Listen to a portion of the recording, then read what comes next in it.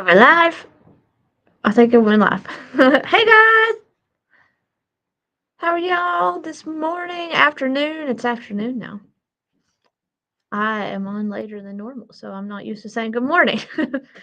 Or not used to saying good afternoon. It's morning time. Oh my gosh, whatever. Whatever it is. Y'all know what I mean. Got my times all jacked up. We have been running crazy this morning. Brooklyn had her. I'm trying to get Court TV pulled up real quick, you guys. And then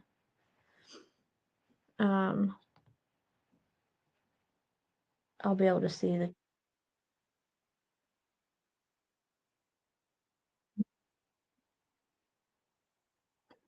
We are low. That was the verdict being read. Okay. What is happening now? I can't find my screen. Ah, shoot. Hi, Nicole, Darcilla, Ryan, James Dale, Gray Mammy Annie, Kathy. I saw a few of you snuck in here before I was live earlier. Dumpling being the first one in here. That's a shock, but I bet her butt's asleep now. How much y'all want to bet? Yes, ma'am. Go.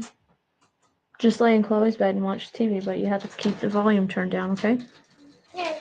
Yeah, you have to quit doing that. Scott, how are you? Not all the way down, just not loud, okay? Josephine. Hey, can you please stop that? Thank you.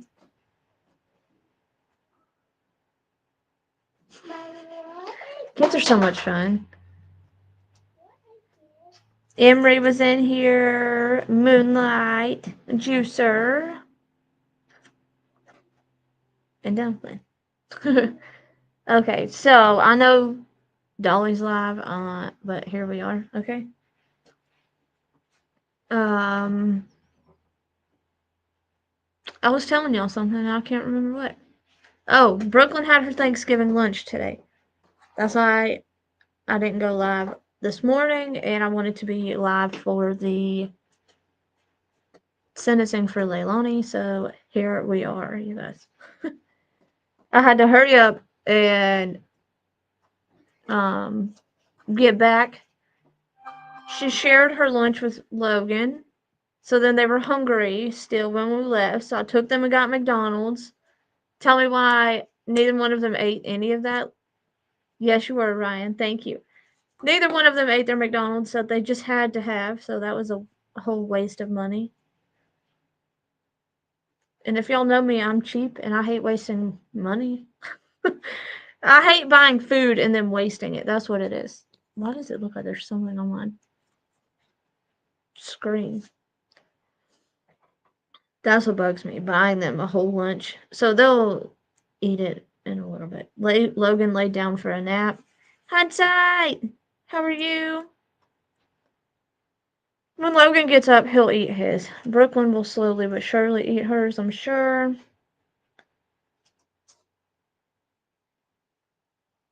I need to go say hello to Crimes and Fashion. She's alive. Also, I probably will not be here Monday and Tuesday. Just so y'all know. I'll be back tomorrow. Dumpling! But I will not be here Monday and Tuesday. Why? Because I will be kid-free and my husband and I are going somewhere, if I can decide where to go, to celebrate our anniversary. So, we will be gone. I'm doing good. Who's allowed in the chat? Me? Shh, don't tell. Don't tell anybody. I am going to actually see, because a minute ago it showed that Law and Crime. Humble Apple Crumble. Oh my gosh. Where have you been? It feels like friggin' forever since I've seen you. Forever. Literally. It's been a long time. Where have you been? Hey Mo. How are you?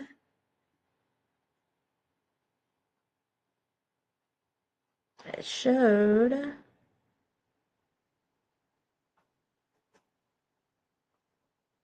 I thought it showed Law and Crime.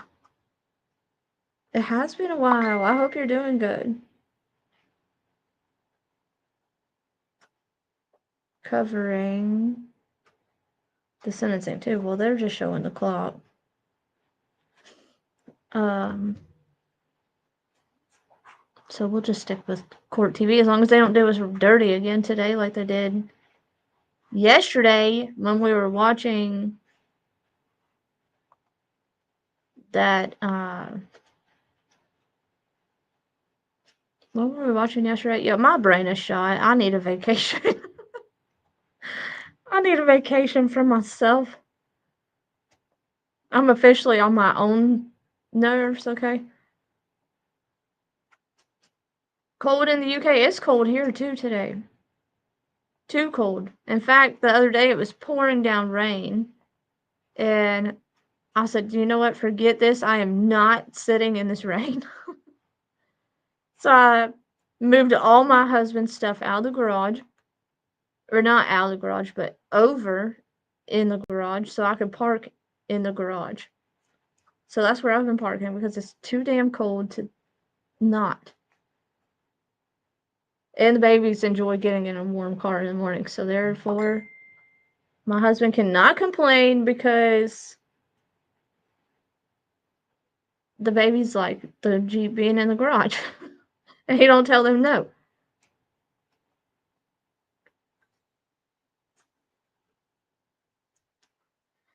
Yes, Ryan, thank you. When we were watching Susan Smith yesterday. It's been cold in Kansas.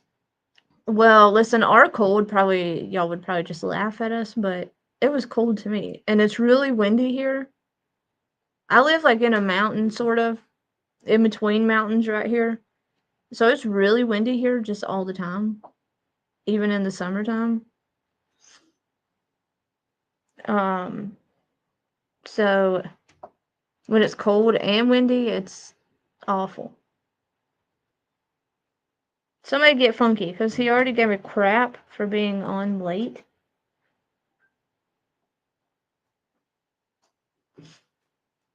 Snow warnings? Oh my gosh. Well, it doesn't snow here. We're in Alabama. We don't get snow, but it's, let's see. It's windy. We're in a wind advisory, but it's 58 degrees here. I know y'all are going to be like, shut up. That's not cold, but listen, I'm not built for the cold, so that's freezing to me. Let's watch this, just like I know it wasn't that long ago, but it's sort of like a refresher before they get rid of it. A trailer leading up to today. Can y'all even hear this? As to the verdict, it reads as follows. We, the jury, find as follows. Malice murder. We find the defendant guilty. Count 2, felony murder. We find the defendant guilty. Count 3, felony murder. We find the defendant guilty. Count 4, concealing the death of another. We find the defendant guilty. Count 5, false report of a crime. We find the defendant guilty. Count 6, making a false statement. We find the defendant guilty. Count 7, making a false statement. We find the defendant guilty. Count 8, making a false statement. We find the defendant guilty. Count 9, making a false statement. We find the defendant guilty. Okay, well, that was a quick trailer. I hope you're doing good, Flying Ryan. I haven't seen you in a while. Sir? It's in the 30s, but feels like 18. Oh my god. Oh god. Y'all are better than me, because there ain't no way. It's 58 here, and it feels like 55, but listen, that's cold enough. For me. Cold enough. I don't like the cold. Y'all could keep the snow. You could keep the cold. I want to move to like Brazil or something where it stays warm all the time. The cold is not for me. Not at all. Hey Val, how are you?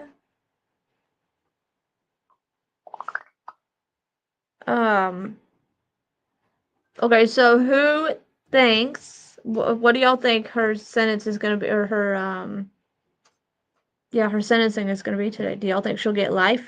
Wicked West! Or do you think she will just get, what do y'all think is gonna be the outcome?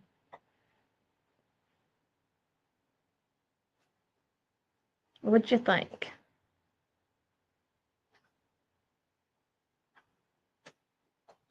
Allison, how are you, girlfriend?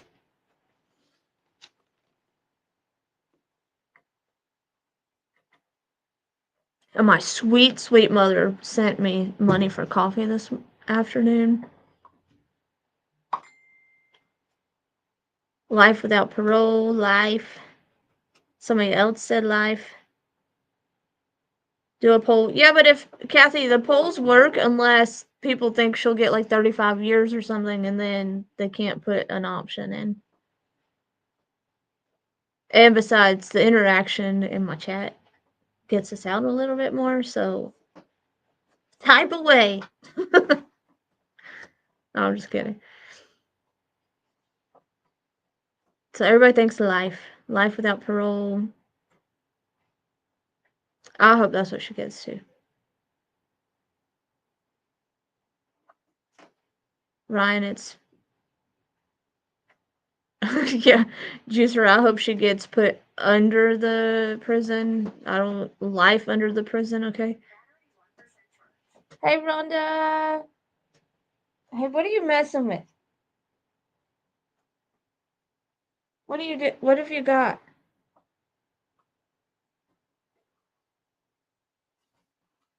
Are you playing with the Oculus? Look at me. Hang on a second. She's supposed to be laying down, and yeah, you know how that goes. Billy Joe's there? Really? I'll be shocked. Just above 0 degrees. Oh my god, I would die. I would just die. Fall over dead. No, that is way too much. Brooklyn, you can play with it, just don't tear it up, okay? Whoa, whoa. Come this way. Y'all should see her. Life in the landfill. Amen. I think she should get. I'm telling y'all, I'm like an eye for an eye type of person. Whatever you've done to who you murdered, I think the exact same thing should be done to you. Put her ass in a dumpster, let her get smashed, and then throw her in the landfill. Well, that's because your head's too little for this.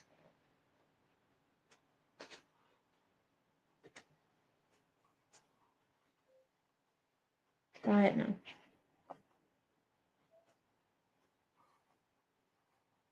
that better? Okay. 72 in Austin. See, it's still nice in Texas. I can handle 72. Anything under like 70 is just too cold for me. If it's cool enough I could wear a hoodie, I'm happy, but after that, mm-mm. Why can't I work? It's probably dead, baby. Plug it in.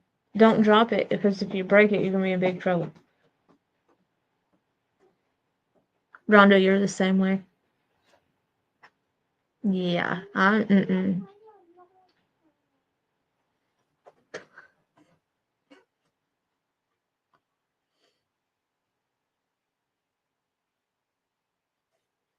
It's supposed to start at 12:30, so we don't have too much longer.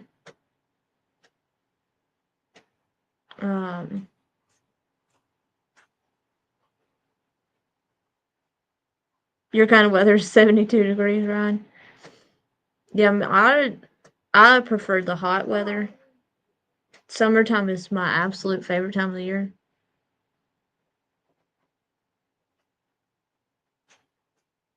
Oh no, Wicked West. I like the hot summers.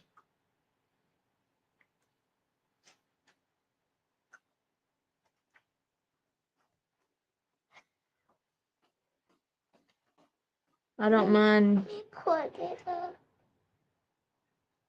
being, I don't know. I don't like being cold. I get so cold it hurts my bones, and I don't, no, that, mm-mm. How do you say that, Val? Andover? Brooklyn, come here, baby. You want to say hello? Huh? You said why? You don't have to. Turd. You gotta come on the other side, though, because of these cords right here. Why do you need me? Well, I don't need you. I was just saying you could come say hello if you wanted to, little girl. Hello. Hello.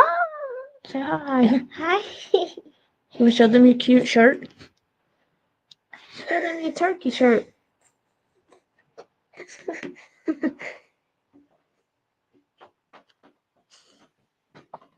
She's such a mess. Okay, hey, you're gonna have to calm down. You hear me? Thank you. Let me. Look, they say, hey, baby girl. Let me send this to some people. Wicked West. I prefer the hot weather. What's not coming on? You can say. Well, it's probably dead, baby. They say, hey, turkey. Called you a turkey. No, you. Are you a turkey? Hey, you cookies. Say it again. Hey, you cookies. Cookies. Uh-oh, careful.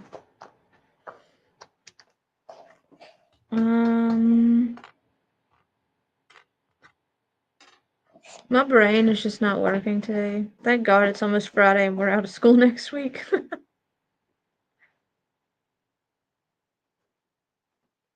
Thank God.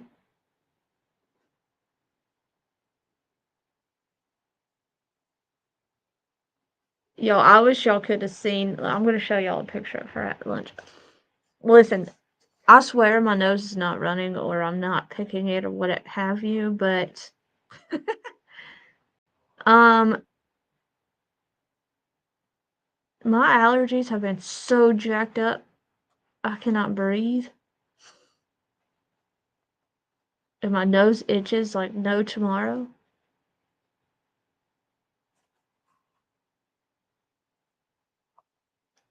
I'm trying to pull this up so I can show y'all. Anyways, y'all know how I was telling you how bad Brooklyn was struggling at school. This child is she's a whole new kid. The last time I went and had lunch with her, she was just super clammed up and cried and just wouldn't even eat. Today she was so goofy and all over the place. It was so good to see. So good. Brooklyn, they said, no, you're the turkey. No, you guys the turkeys, she said. Yeah, it was, what was it? It was like in the 70s yesterday. It was nice. Not so much anymore.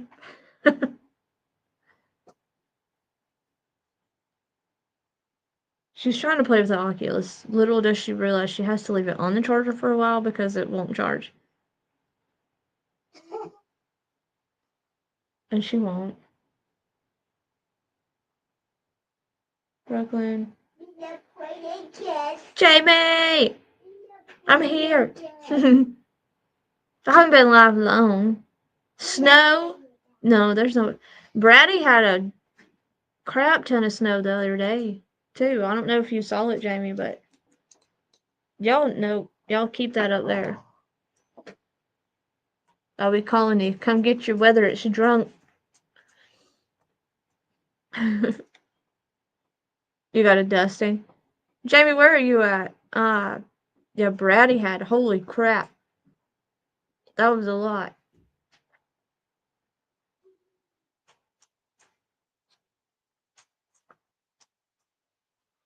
This dog of mine, I'm gonna have to get her a bark collar.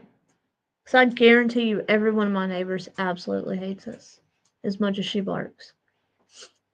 The wind blows, she's barking. She sees her shadow, she's barking.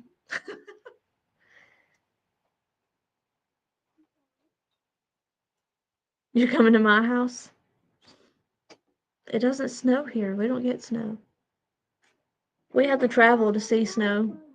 But that's okay because then I can come home and get away from it.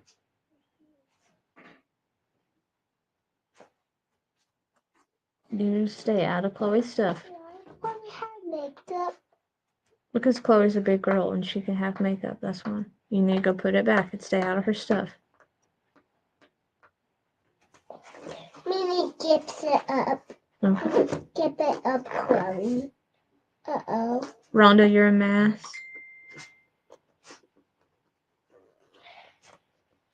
Oh, God. 3 of them? That would drive me insane. Blue is bad, too. He barks. But his bark collar stopped him. And all it literally, like, I don't have one that would shock him. It just beeps, and the beep is enough for him. I've never seen a German Shepherd so scared of just everything. It's hilarious. Blue is terrified of everything, but everybody is terrified of him. It's ridiculous. How to get to? Okay. Oh, Jamie said she'll send. No, I'm not even telling her that, Jamie. She won't let off.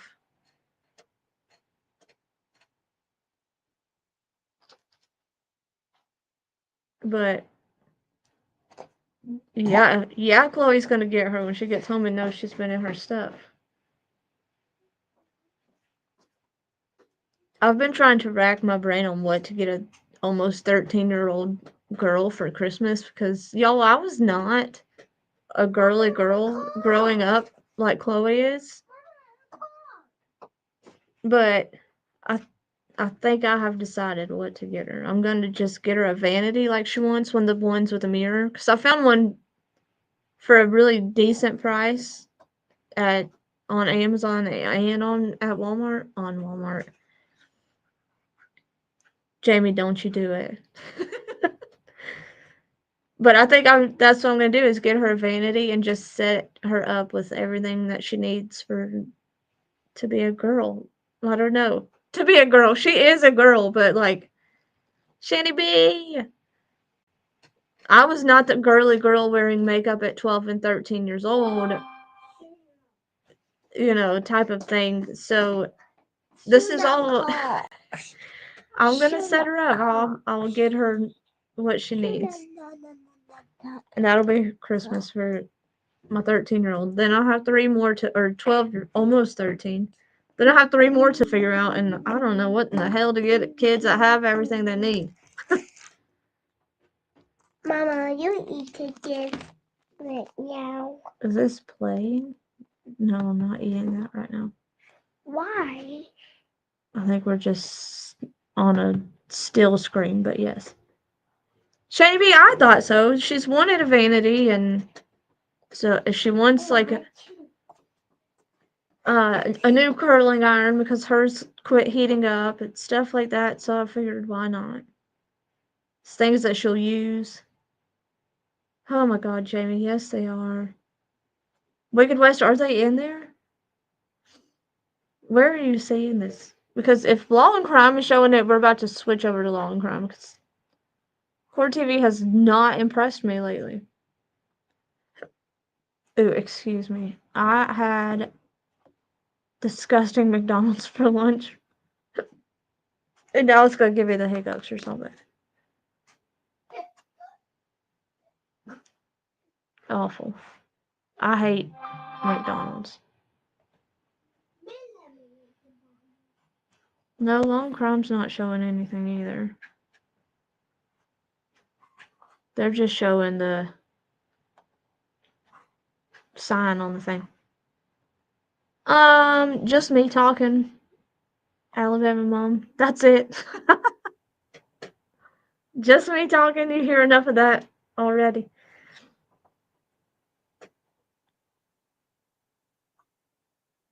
It surprises you, Rhonda? And the babysitter's daughter?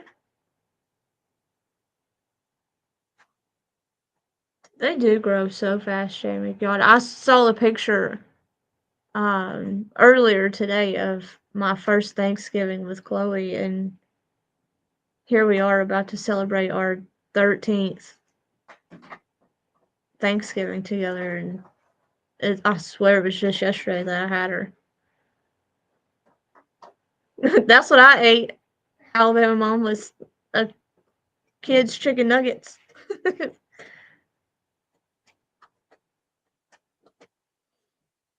And we got Mario toys. Is the wind bad at your house, Alabama mom, before? Because it has blowed my stuff all over the place. When I got home from Brooklyn school, I had to chase chairs across the yard because they just had blowed all over. My tote that we keep the floats and stuff in was completely blown over. Oh, okay. I see Wicked West. I saw him on there, but people like to step on toes, and I don't like that shit.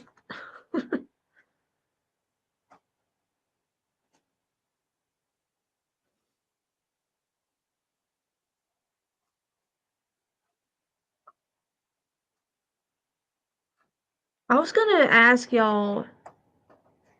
Oh my God, Dawn, I would love to do that. Love it.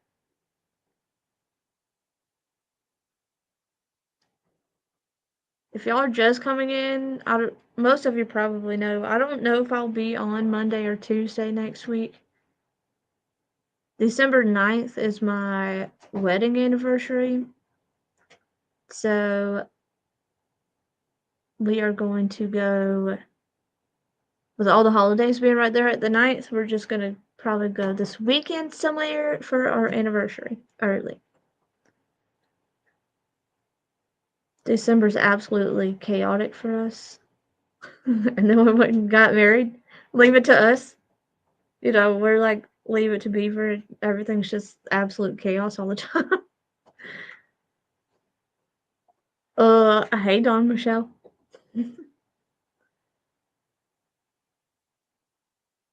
So I'm not sure. Don't hold me to it, but I'm not sure if we'll be live Monday or Tuesday.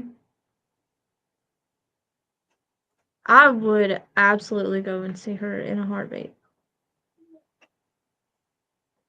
In 2.2 seconds. If I wasn't so scared that Logan would wind up sick again, and I'd be so far away, that terrifies me now. Wicked West, she went to sleep. She read. It's gonna take a while to charge. Why don't you go find your phone or watch TV upstairs? Down here. Yeah, the wind is insane today. Stop doing that, please. Stop.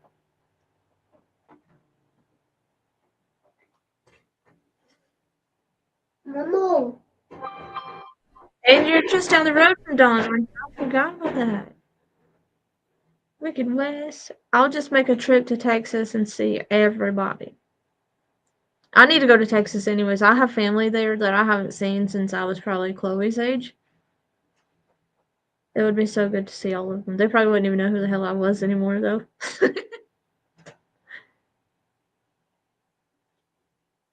Wouldn't even know.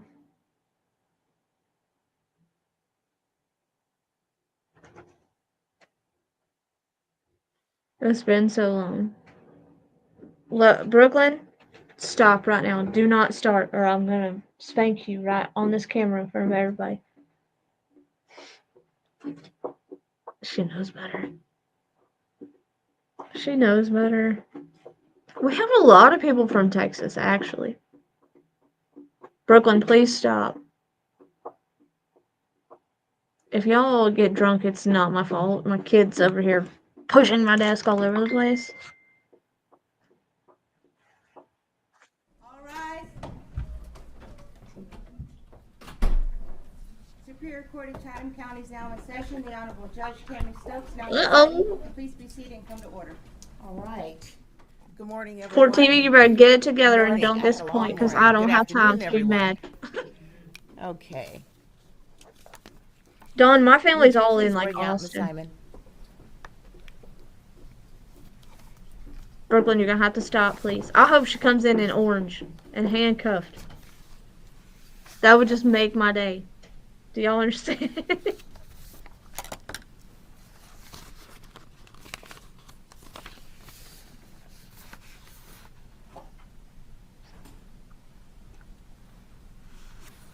Well, heck, she changed a lot.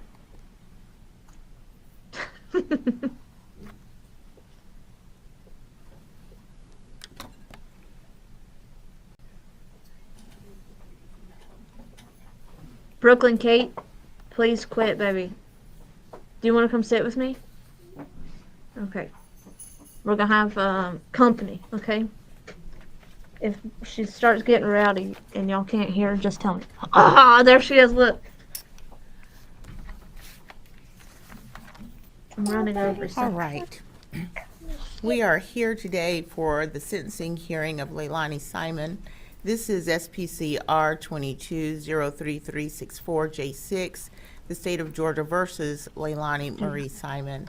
Let the record reflect that counsel for both parties are present for the state. Our Assistant U.S. Attorney Tim Dean, Assistant District Attorney Jenny Parker, and Detective Lemons. For the defense, present for Ms. Simon are her attorneys, Martin Hilliard and Robert Purse. Ms. Simon is seated with her attorneys. And with that, we'll turn our attention to the matter at hand. Oh, there's her mama. Are there You know, any merger issues? I kind of feel bad for her. And I believe we have relatively easy She merger looks good, issues Billy Joe. to proceed with. The felony murder counts would be vacated by operation of law, and the others will be handled with the pronouncement of sentence.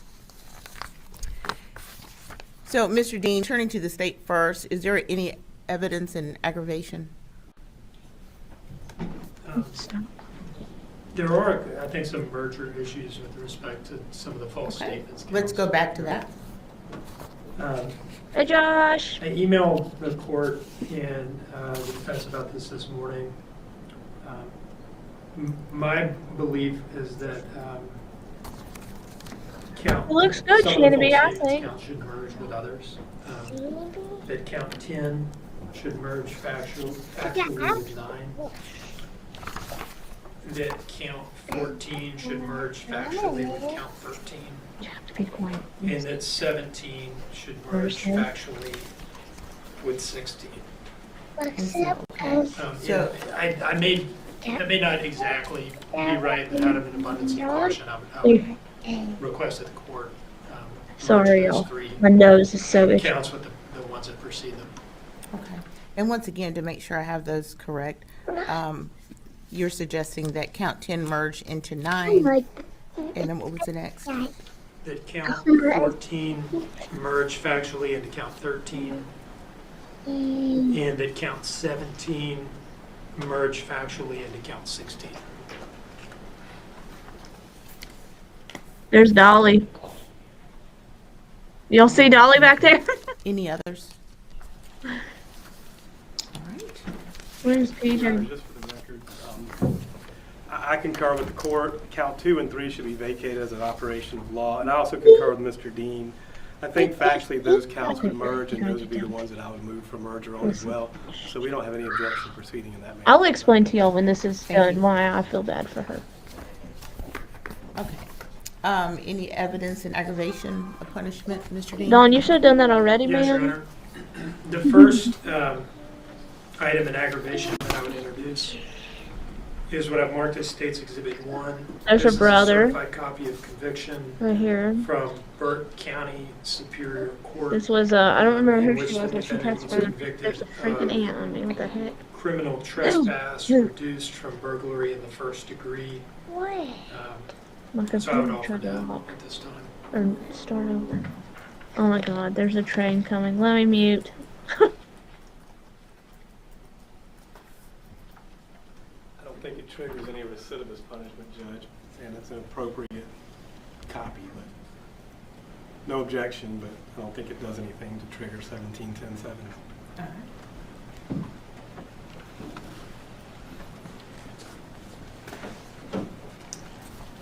Thank you. And Mr. Dean, any other evidence you wish to put forward? Yes, Your Honor, at this time I would call Detective Lemons.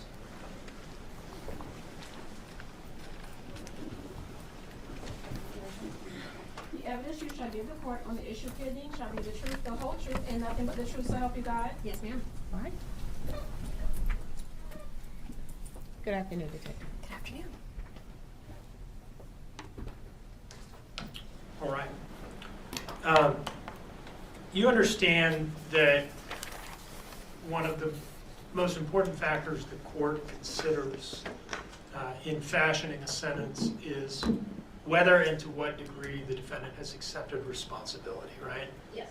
I'd like to ask you some questions kind of designed to get at that, okay?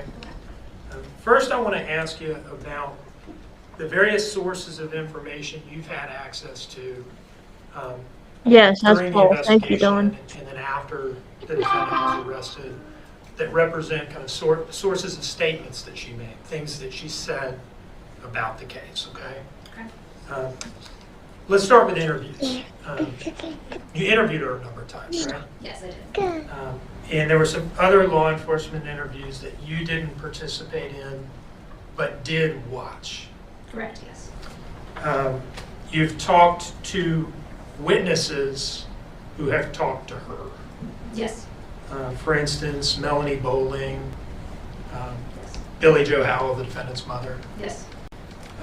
You have seen the news interview that she did during the No, I did too. Yes. I'm not saying I feel 100%. And have you also monitored her communications from the jail during the time that she spent there between her arrest and the trial? I have. Listened to many of her phone calls from the jail, Yes. read emails that she sent from the jail, Yes. and read letters that she exchanged with a pen pal, right? Yes. You've also watched some video recorded, like video visits that they can do, Yes. sort of like a FaceTime type thing. Yes. Okay. So you've seen her talk a lot. I have. You've heard her talk a lot. Yes. Those various statements have included some stories about that night, right? About what happened or what might have happened. Yes, they have. Let's talk about the abduction story. Tell us about the abduction story or stories. Yeah, so that initially started on October 5th. That was the initial story that she came up with was Quentin was abducted by Bubba. And was there a version of the abduction story at some point that involved not Bubba as the alleged kidnapper, but strangers? unknown strangers? Yes, on that first day after we had confirmation from the FBI office in Augusta that Bubba was most likely not going to be involved, she started mentioning, you know, random vehicles that had followed her throughout the night or had stopped in front of her house, just kind of cast suspicion on those. What about Michelle McCarta, Quentin and his siblings' babysitter? Did she ever feature in any version of the abduction story offered by the defendant? Yes, there's a few times where she tried to say that possibly Michelle McCarta was involved. So Wow. as to the abduction story. Wow, they didn't say various any of this in forms, court. Bubba took him, maybe a stranger took him, maybe Michelle took him, right? Correct. There's also a story, or maybe multiple versions of variants on the same story, Thank you. alleging that Danny was involved, or Danny did it, or something along those lines. Yes. Can you tell us about that story or stories? Yeah. So the Danny possibly being involved started shortly after Daniel left. That was brought up in a text message to Savannah Solomon on October 24th, and during our interview on the 31st of October. It's also been mentioned a number of times in our jail calls, just various versions of that story. It has included the claim that Danny was actually the one at the dumpsters at 1:20 or so in the morning on October 5th, right? Yeah, that was the story from October 31st. Is it wasn't her at the dumpster, it was actually Daniel. There's also been a different version from her Brooklyn. in which she suggests that, oh, actually, no, he threw him in some other trash receptacle on his way to work. Good morning, jet Just lag. after the sun had come up, right? Yes. And so as to Danny, two different versions of the Danny did it story, right? Yes, it is. At some point, did she try out something that I'll call the bathtub theory on you? Yes. Tell us about that. So in her final interview on November 21st, she did mention that possibly something happened to Quentin in the bathtub. That one was shortly, discarded as an untrue, theory, based on the fact that Paul got home after the bathtub. All sorts of other parties can confirm Quentin was still alive after he took a bath. All right, so I'd like to ask you a couple questions about all these different stories, things she said, things she didn't say. First of all, as we talked about, some of these stories involve her kind of casually accusing other people or implicating other people, right? They do, yes. Did you ever hear from her any reluctance, apprehension, or hesitance about throwing these other innocent people's names out there as potentially being responsible? No. Now, remember in the news interview, and I think in the October 12th interview with Special Agent Snyder and Special Agent Solomon, she said some things about being willing to take responsibility if it came to light that she was the one who had done this, right? She said that, yes. In all of these statements of hers that you've listened to, the interviews, things witnesses have told you she said, jail communications and so forth, at any point, has she ever actually accepted responsibility for what she's now been convicted of? No, she hasn't. Now, Look, she's still sometime got those relatively nasty recently wrote a facial letter expressions. to the local news station, right? Yes, she did. Do you see in front of you a document marked as State's Exhibit 2? Yes, I do. Is that a copy of that letter? It is. Where did that letter come from? It is from the WTOC website, and it's signed by Leilani Simon at the bottom. And WTOC website is they're a respected news organization, and they're posting it saying, this is a letter she sent to us, Yes. right? Your Honor, I would offer this into evidence as State's Exhibit 2. Any objection? No objection, Judge. When this is over, Exhibit there's 2 is dollars. admitted. I What's the wonder date of this if letter? September Billy 2nd, Joe will 2024. So a little more than a month I would love to before hear trial, what maybe she's 5 weeks before has trial. to say about all of it. Now that this has been admitted into evidence, could you just read it for us? Sure. WTOC, there is no factual evidence against me, none. As in no concrete, without a doubt evidence. All the state has is speculation based on circumstantial evidence, nothing, however, based in fact with undeniable proof/evidence. This is what the state doesn't have. No DNA evidence, no forensic evidence, no eyewitnesses, no murder weapon, no camera/video evidence, no time of death to prove I was at home during tragedy, no cause of death, no proof of any previous abuse to Quentin or other children. I understand if you're skeptical of what I just wrote, but I assure it's the truth, it's fact. I implore you to do your own investigation into my claims to confirm. The public deserves to hear, to know some of the facts of this case, and not only speculation based in circumstantial evidence. I firmly believe that if the investigators weren't mainly focused on me from day one of the investigation, that they may have found the evidence they lack and therefore the actual murderer.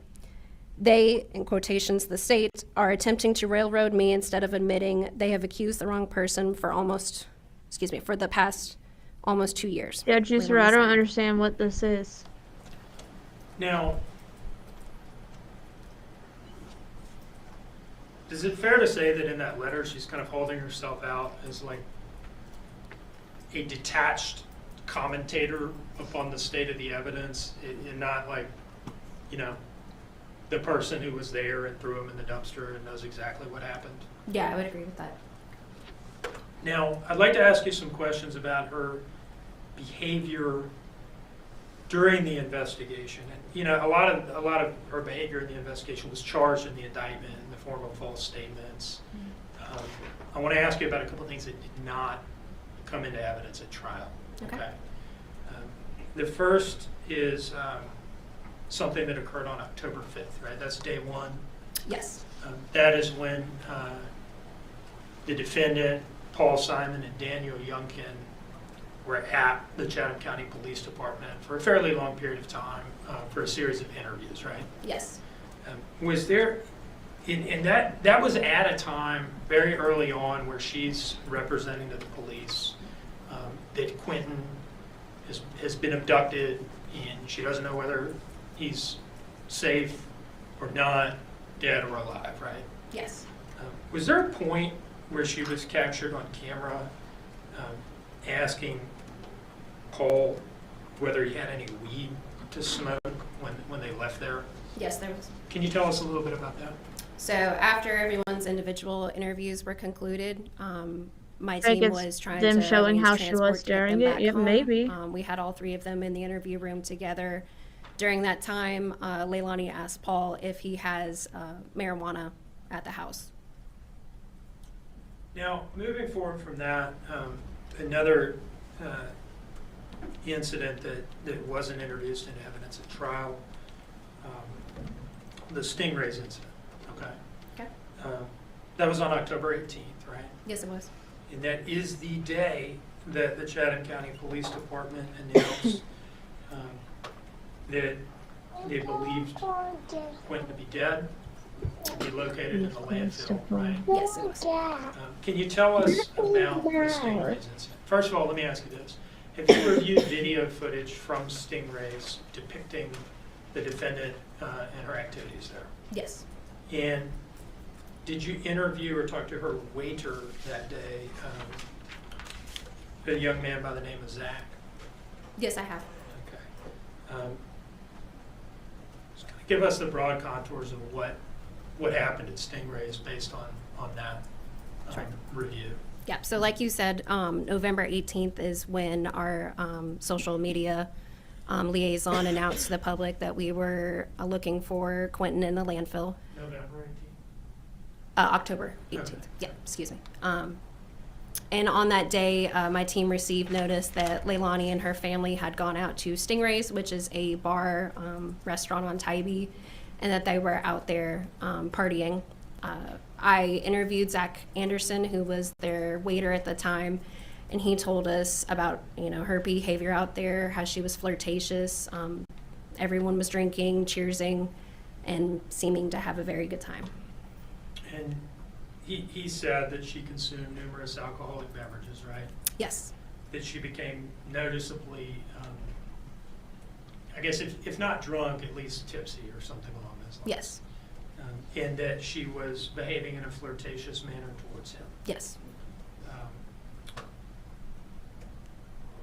In her November 21 interview, the day of the final interview on the day of her arrest, you brought up the Stingrays incident, right? Yes, I did. Y'all That gonna, was in the I'm gonna get on context y'all's of nerves if explaining someone to her knows that so much. from I'll your just know it. perspective, Don't judge me, She okay? had not behaved in a way that comported with what she was saying happened, that she's a victim of an abduction, right? Yes.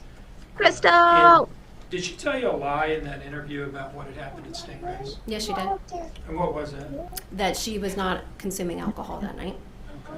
Okay. Is it fair to say that we did not charge all of the lies that she told you as false statements in this indictment? We did I'm not. done. Um, Oh, Shani B, that I'd would like to make ask you sense. about Trying to show one proof of more- behavior for maximum penalty, maybe. Aspect of the defendant's behavior during the investigation, okay? That would make Uh, sense. I didn't even put two At and two some together. point during the investigation, she entered. But listen, some I kind can't of even drug- substance spit out a abuse whole sentence rehabilitation today, so program, don't mind Yes. me. And this was an inpatient deal It was. where you lived there. Yes. Okay. And was she kicked out at some point? That's what we were told, yes. And when was she kicked out? November 21st. That's the day of the final interview and her arrest? Yes, it is. Why was she kicked out of rehab? We were told it was fraternization with the other people in rehab. Specifically male Yes. patients at the facility? What does that mean? Yes. Fratin or whatever that word is. What does that mean? Now, I'd like to Fraternization? ask you a little bit Golly. about her behavior What does that word even mean? during her pretrial incarceration. She's trying to sleep with people in, After she's in the arrested rehab? Is before that what that trial, means? okay? Okay. She was housed the entire time at the Chatham County Detention Center, correct? Yes. While there, Maybe Linesabu, we only is it saw fair her to say she's during had interactions with a trial. I number wonder of how men she who is are when not it comes to incarcerated sentencing. at that facility, Yes, she has. both over the phone and electronically otherwise, Yes. messages and so forth? Yes. Okay. Has she maintained a long-running pen pal relationship with a child molester incarcerated in the state of Wisconsin? Yes, she Thank you, has. Juicer. Can I you tell just us a little Googled bit it. about that? I'm not sure the exact start date. It was well over a year ago when they began communicating, and they regularly send letters to each other. They refer to each other as husband and wife. Thank you, RJ. And more recently, has she begun having It means she's a hoe. like video visits, remote video visits with Probably. a felon, convicted felon from the Boston area, a man? Yes. Can you tell us a little bit about that, please? That's one of the more recent ones. He's an individual that reached out to her saying that he wanted to be friends with her and gives her money on her books, and they have started video visitation. And separate and apart from her Did not interactions just with fart. That those was my two chair, men, I swear. has she also been accepting money put onto her books from other men around the country or even around the world, perhaps? Yes. Can you tell us a little bit Ew. about that, please? There's been a few throughout the last 2 years. The most recent one, the one that she began video chatting, that's one that's saying he's going to regularly put money on her books. Wait, so based she's on like the um, female version of on Wade your Wilson. review of the letters, Oh, the God. video visits, maybe phone calls as well, does she seem to be enjoying and encouraging the male attention that she's received since being arrested? Yes, she does. I'd like to ask you a couple questions now about her behavior during trial. Is that the babysitter right there We've touched behind on her? her behavior during the investigation, Or no? and her behavior during pretrial incarceration. But let's talk about the trial, okay? Okay. Do you remember an incident during the trial where I brought up the fact that to my eye, she could be seen visibly mouthing No. That's what it during sounds Talia like. McCarty's testimony, either something along the lines of, "That's a fucking lie," or she's a fucking liar or something like that. Yes. Um, Have you gone back and reviewed some of the broadcasted footage of this trial? Yes, I have. And have you located that incident in the footage available online? Yes. And has it been clipped into like a 1.5 minute clip and placed on a disc? Yes, it has. Is that what's contained on the disc in front of you, marked State's Exhibit 3? Yes, it is. And can you tell us, well, at this time, Your Honor, I'd offer that into evidence as State's Exhibit 3. I don't care, Judge. No objection. Dumpling, who was it I said this guy looked like? I can't think of his name. No, Where's Your Honor, on I stage in front of intended you? to They'd be able publish to tell that. me. There's a lot of people and equipment over here. Like the where I Ace would set up Ventura my guy. computer, so I'm not going to do that. But it will be in evidence for the court to review should the court see fit to do that. Without the Wasn't Dolly ability to know how to put his play it glasses here, on can I so he just could ask you see? to describe what is depicted in that clip? Sure. You can hear He's Talia in the pulling a whole background jail talking art, I about, swear. Leilani's referencing Bubba and Quentin, and how Quentin looks like Bubba. And then during that, it shows Leilani's face during the trial, and she's saying, "That's a fucking lie." And Did she appear to you to be talking to her lawyer when she said that? no. Jim Carrey, is that it? Maybe. I don't Now, remember his name. did you keep an eye on the defendant throughout the trial to one degree or another? Yes. And did you have the opportunity Hey, to Ray! observe when, if at all, she displayed any visible emotion versus when she did not? Yes. What is your sense of the point in the trial where she displayed the most clear, visible emotion? I mean, aside from what we've just talked about, but I guess the emotion of sadness or being upset. I would say the Oh verdict. Lord, Josh. Well, listen, I Would think be it's because he's where she was quoting more what visually Leilani upset. said. What about He's not what about when Quentin's just dismembered saying foot "fuck you." or pieces of his skull were up on the Is that what you screen did in front court, of her, and Josh? she Did was- you tell she him was to- looking right at him? She didn't appear to be upset. Now, I'd like to ask you a couple questions about, about the money associated with the landfill search, okay? Okay. It's not really what this case is all about, but I do want to just put a couple things on the record about this. Have you reviewed some emails and talked to some people to get a sense for how much money the landfill search effort cost the Chatham County Police Department and the FBI, and therefore It is the Jim Carrey. taxpayers? Okay. Yes. Listen, I'm horrible. That with names, includes so those expenses. I just know he include looks things like the guy that plays Ace Ventura. travel and lodging for some of the FBI agents who came in from out of town. What is to it? I'm gonna make fun of participate, Dolly Yes. this whole court case. Why has he got his glasses Equipment, on the tip of his nose? boots, Tyvek suits, all that kind of stuff. Yes, it does. Heavy equipment rentals, Look like Yes. a granny. excavators and things like that. Yes. And is it fair to say that, also overtime pay, right? There's a lot of overtime pay for people. Yes. Is it fair to say that the cost of the landfill search Josh.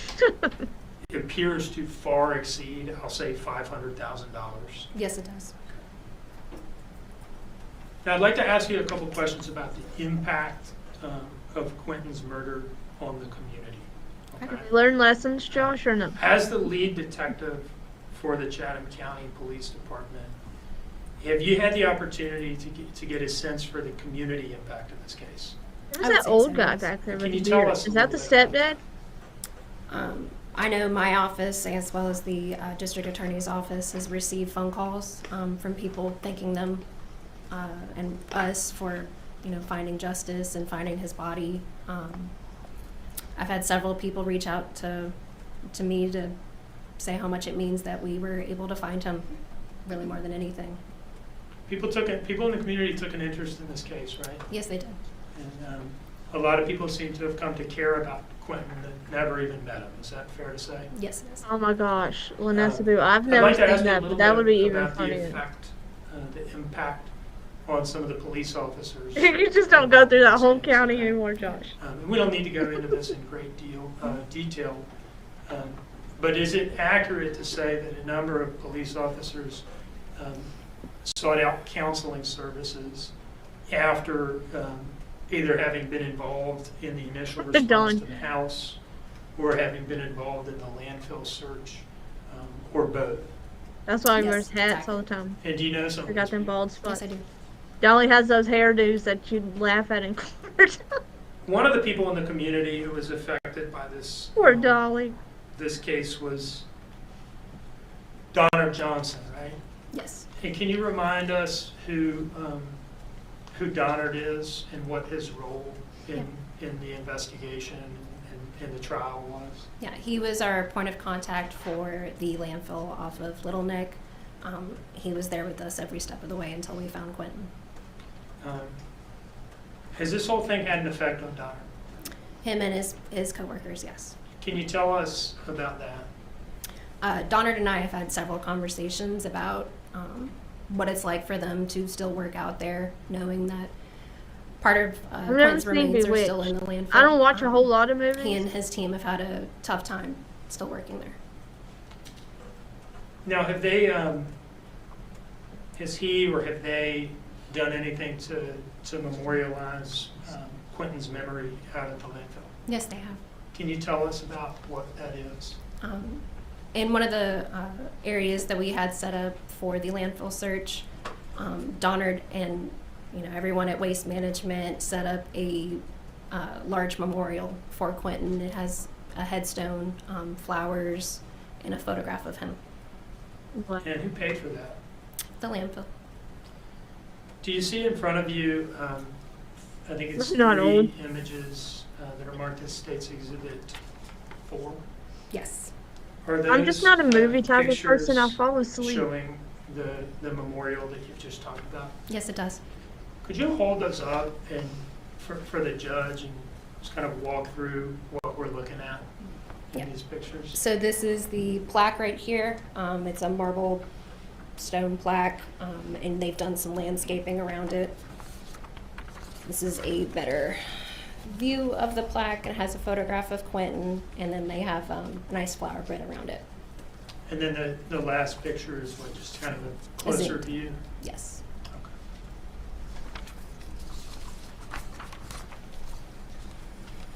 One moment, please.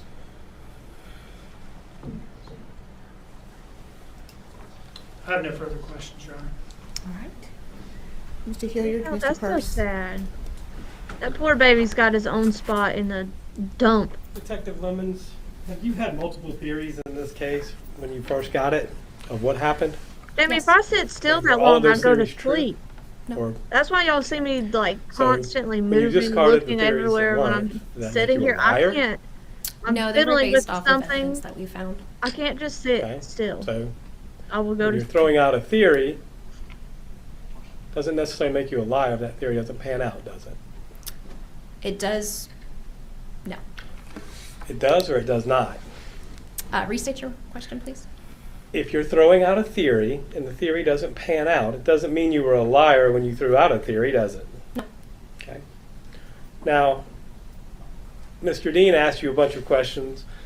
The Simon's she been actually convicted of crying charge, this time? but What let's the go ahead heck? and, since Mr. Dean asked the question, do you exactly know the manner Oh or no, method in she's which cleaning Quentin her Simon glasses. died? Get, No. Do you I know can't stand her. whether or not there was any DNA evidence that showed how he died or who the perpetrator was? No. Okay. So all of these statements that Mr. Dean had you run through are factually correct, are they not? There. Okay. So again, it's not a misstatement, was it? No. Okay. Now let's talk about the other evidence, the evidence that Mr. Dean just elicited too.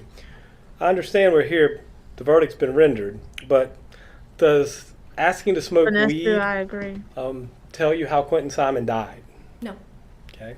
Does Mo, getting drunk at Stingrays you tell you and how me Quentin both. Simon died? No. Okay. Does having an electronic relationship with a child molester from Wisconsin tell you how Quentin Simon died? No. Okay. Does Mom, I fraternizing don't with think someone that's in when drug he was on treatment the- tell you how Quentin Simon died? No. I don't think it was. Does a criminal trespass Unfortunately. conviction tell you how Quentin Simon died? No. Okay. So, disagreeing with what Talia McCarty said, saying she's a liar, does that tell you how Quentin Simon died? No. So I'm just curious, how do any of these things add to aggravation? I think it shows her state of mind during it all and her lack of responsibility and I'm gonna go sit over there and play on my phone. disdain for her child. Okay, and that's your opinion, correct? It is. And that's the opinion that has just been driving this case since October 5th of 2022, isn't it? No. She doesn't only cry for All the herself. questions. Anything further? Not for this witness, Your Honor. Brooklyn, you're about to Detective, get you in may trouble. step Come here.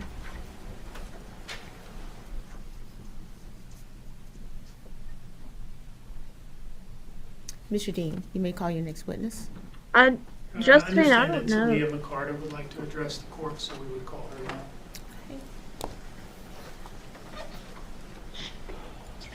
Hey,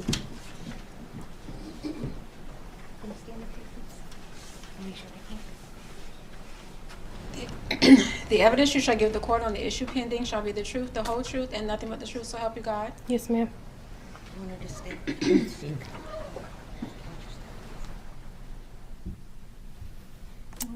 Good afternoon. How are you? I'm good. How are you? Hi, how are you? I'm good. How are you? I'm doing well, thank you. which daughter is? This is not like. Is this the trial same one that in the sense testified that I have a earlier, bunch of questions prepared for during you court, or at this no? point, Okay. Yes, sir. This is your opportunity to tell Or a different one? the judge what Quentin meant to you and how this has all impacted you. And I suppose your family. Yeah, this is one of the babysitter's daughters, but So, which one is If you she? thought about what you would like to say. The same one to that the judge testified, about- or a different one? Quentin was like a little brother to me. Quentin meant a lot. Just seeing him smile every day, waking up next to him, he would stay at the house a lot. Missing him every day, not waking up to see Quentin, not being able I guess to go it's get like Quentin victim no more. impact statements before It's a they. lot. My family sentence loved her? him a lot. I missed him walking around the house with cheese in his hand, saying bubbles. I miss him just lighting up the room. I miss looking at his little bow legs just run across the kitchen. Just hope he gets justice. Let me ask you this, and this is not something that we've talked about before, but it does occur to me to ask you the question. Mhm. It does, Emery. If Oh yeah, yeah. Josephine, I was about to say, Leilani what are you just talking come about? to Yeah, you that's the in your family, same one I and think said- that Leilani said. look, I can't She handle was a fucking all liar. three of these children. Will you It take does this? sound like her. If it's not, then What do you it's think your the mom older sister. I would don't have know. said to that? My mom would have took Quentin in a heartbeat. There would have been no hesitation. Quentin, it was like he was blood to us. It was a connection with Quentin. It was a connection with all the kids. But Quentin, my mom would have never said no or nothing. She would have just took him in a heartbeat if she could have. One moment, please, okay? I think, Is there anything else Dumpling, you'd I like think to it's say? like victim impact statements before the Thank you very sentencing, much. maybe, You may step down. is what's happening. Well, I'm not sure. Just a moment. Ms. I Talia? don't have any questions for this one. Okay. All right, Mr. Dean, you may call your next witness. It is odd, but I think that's what this is supposed State to be. restaurant. Thank you. All right, turning to the defense, Mr. Hilliard, Mr. Purse. I'd like to call Paul Simon, Judge. Okay, is Mr. Simon present? She does. I hope they get stuck like that. She looks dumber than she already does. The evidence you shall give the court on the issue pending shall be the truth, the whole truth, and nothing but the truth, so help you God. So help me God.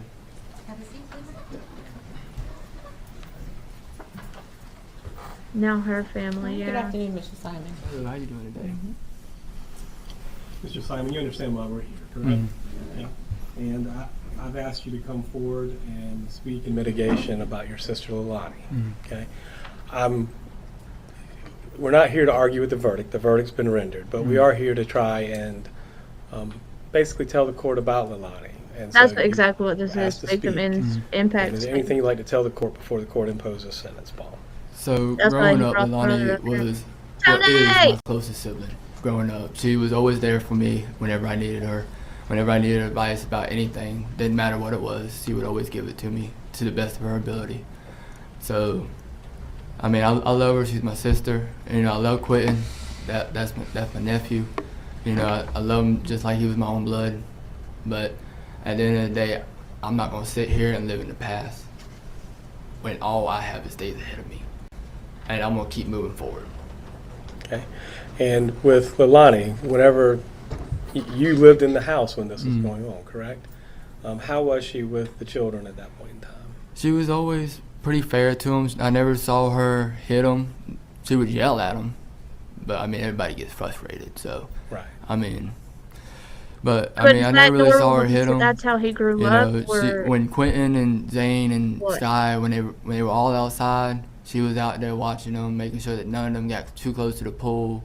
At a certain point, Zane would finally put his feet into the pool without throwing a tantrum, So I never saw no abuse, never saw no bruises, besides from maybe Quentin running through the house and falling. I mean, can't help that. He was bow-legged. I mean, he can barely walk as it was. You were close to Quentin, weren't you? She was laughing again. He would come up to me and put his arms on my legs. Let me just bite my tongue before I say some words that's going to offend 20, 30 minutes later, still going. He'd wear me out. He'd beat me up. Well, that being said, do you have an eye towards what you think the court should do with Leilani? I mean, the court's limited to either life with or without parole. And what are you here asking the court to do with Leilani's sentence?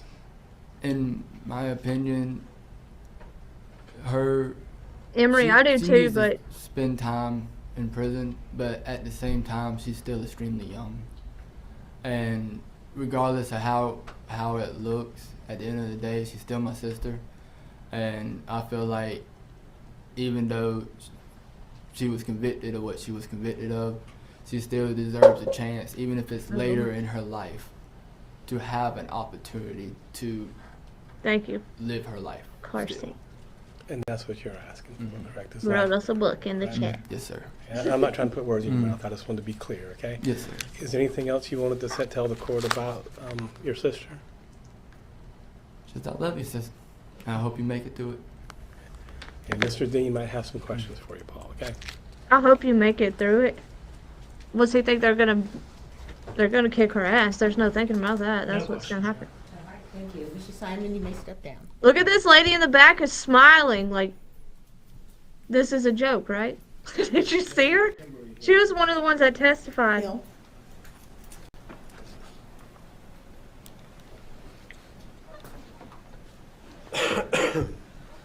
I'm just teasing you about writing a book, but thank you for explaining. The evidence you shall give the court on the issue pending shall be the truth, the whole truth, and nothing but the truth, so help you God. Yes, ma'am.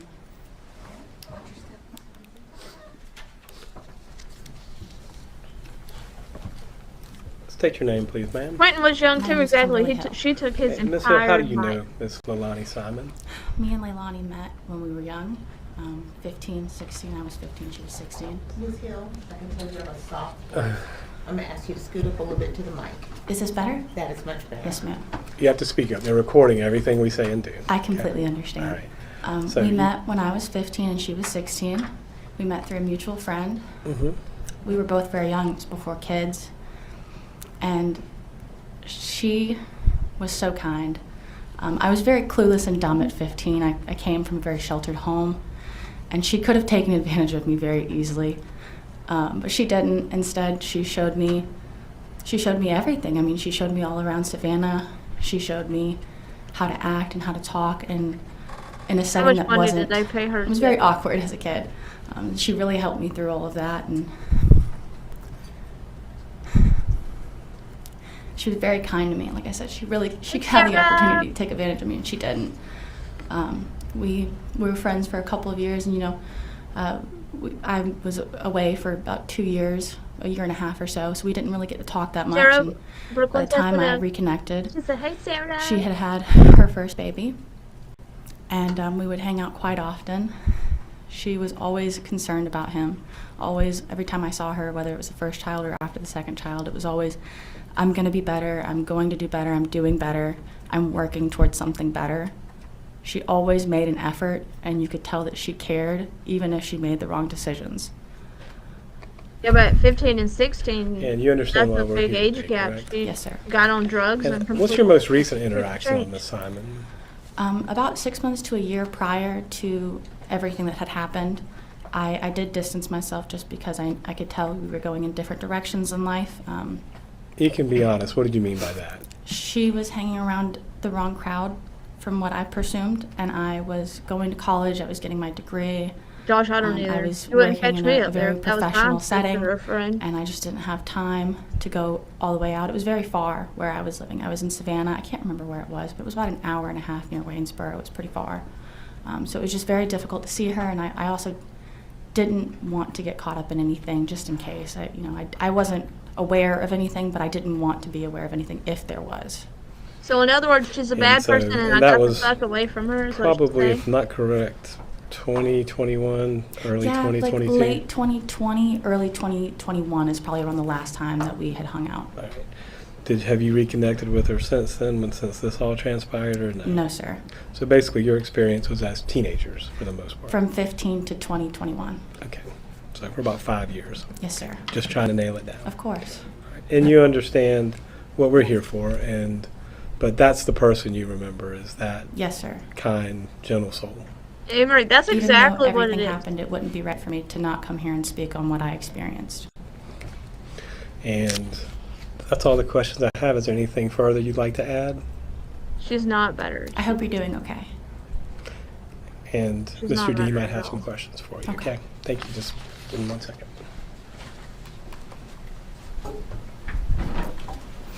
No questions, Ron. All right, Ms. Hill, you may step down. Thank you. Do y'all think her mama will come up there? Thomas Howell's next, Judge. Mr. Howell? Oh, the stepdad.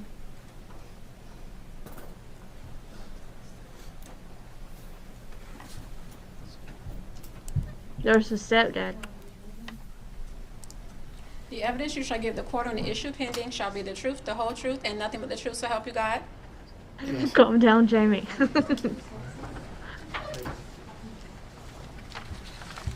Afternoon, Judge. NorCal! State your name, please, sir. Thomas Howell.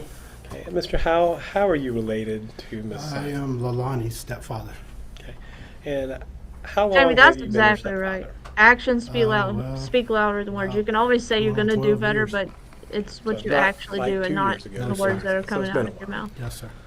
All right. So you helped raise her, right? So, yes. Okay. And you're married to Billy Joe, just Yes, to be sir. clear, correct? Yes, sir. Okay. And Danny and Leilani and Quentin. If this and man Zane sits and here and Skylar says how all good of a living with person y'all she is, in I'm going to October of lose it. 2022, correct? Yes, sir. They literally stood there in the beginning and And- said how they couldn't trust her. At that point in time, either you and Billy Joe were working Sweetheart. or you were at home, right? Yes, sir. And just to be clear, what did y'all? Be careful. How long would y'all be work. gone when you were out working? We love you. Well, at that time, I was working in Anderson, South Carolina. And so some weekends I'd have to work weekends, so I just stayed there the whole week. The other weekends, when I did only work we work usually our standard hours is 4 10s. So I'd come home on the weekends and then go back Monday morning. So it was normally like 4 on, Was she 3 scared? off. Yes, sir. Okay. And that's what I was trying to get to. So Life. you'd be gone for 4 days and back for 3 days. Yes, sir. Monday through Thursday. I'd come back Thursday night. Right. So, and you understand we're here for sentencing today, correct? Yes, sir. And you also understand the sentencing is North, limited. where's- I mean, it's either going to be life where's, with parole or um, life without parole, Yes, correct? sir. Funky. And That's I'm his- asking you isn't that his to tell lady? the court what you'd like to tell the court about Leilani in fashioning that sentence. Well, Leilani was very smart. In school, she could pretty much take a test and not study for it and pass it. I mean, that's how smart she was. And Well, like I that's say, fine. when you're not on drugs, you're a totally different person. And Leilani just got into drugs, and it just, I guess you could say, made her somebody different. And pretty much all I'm asking is that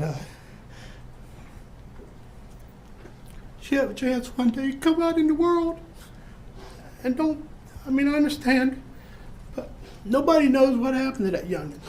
Nothing's been proven what happened to him. And I just would ask her, one day she'd be able to walk amongst us. Dang, it I went won't up be like here. 5 octaves. I'm up in age, but Let that me you'd at least be stop. given one more chance in life instead of just putting her away and throwing away the key. Hell no, screw that. Lock her ass up Anything further you want forever. to add, Mr. Howell? No, sir. Mr. Dean might ask some questions for you. All right. Okay? Let her get near the custodial closet like they did, what's his name? Sir, I have no questions for you. You ready? You may sit down, Mr. Howell. Thank you. Dang, I'm glad my voice don't go up 5 octaves like that. Boy, I'd sound like... Madden. That'd be terrible. You think they will too, NorCal? I hope not. God bless, I hope not.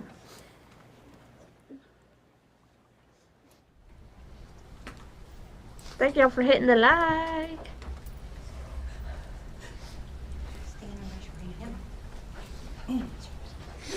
Who's this lady? I've never even seen her before. The whole truth and nothing but the truth, so help you God. Amen. Quentin doesn't get a second chance. He was even younger than she was. I hope she brought some help. And Miss Madden, once you have a seat, would you spell your name for the court reporter, please? Oh, yes. Jackie, Jackie, Madden, Madden.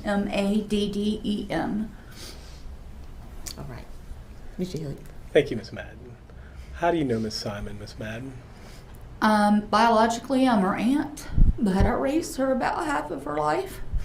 I love her. You failed too then, But ma'am. she's my own daughter. And what years did you raise her? From 2002, gosh, till she was about 9, and We're then back now.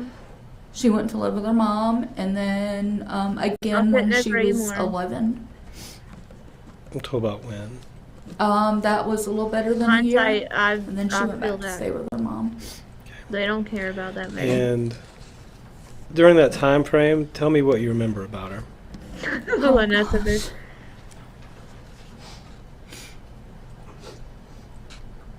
I've written it all out. I don't know if Denied. it's appropriate to read it now or later. That's completely up to you. Whatever you got to say it now. This is the easiest. Oh God, Obviously, you I wrote a have a book. different relationship with Leilani. I know a different Leilani than what is depicted, than what is splattered all over everywhere. My husband and I raised Leilani for about half of her life. I hope they Her played younger up- brother was with us the majority of his life. We are blessed to have her in our lives. Because she was in our lives full time, we were able to see a Leilani that has not been depicted over the last 2 years. Leilani was happy, full of life, still is. Unfortunately, she's not able to show it right now. She can be full of life behind bars. Somebody She will has enjoy the that. biggest, beautiful smile. She's beautiful inside and Did out. not just try to smile. Get out of here. We watched her protect her younger brother. Gosh, she protected Paul like there's no tomorrow. She would protect him against others, whatever that took. She helped him with school. She was happy to help interpret him when needed. He had speech difficulties. And sometimes was difficult to understand, but being just a little better than a year apart, she could sometimes understand, and she had better language skills than he did. She did very Yeah, well I in can't school. hear. She attended a Montessori school for her younger elementary school years, which requires independent learning, responsibility for a student's coursework.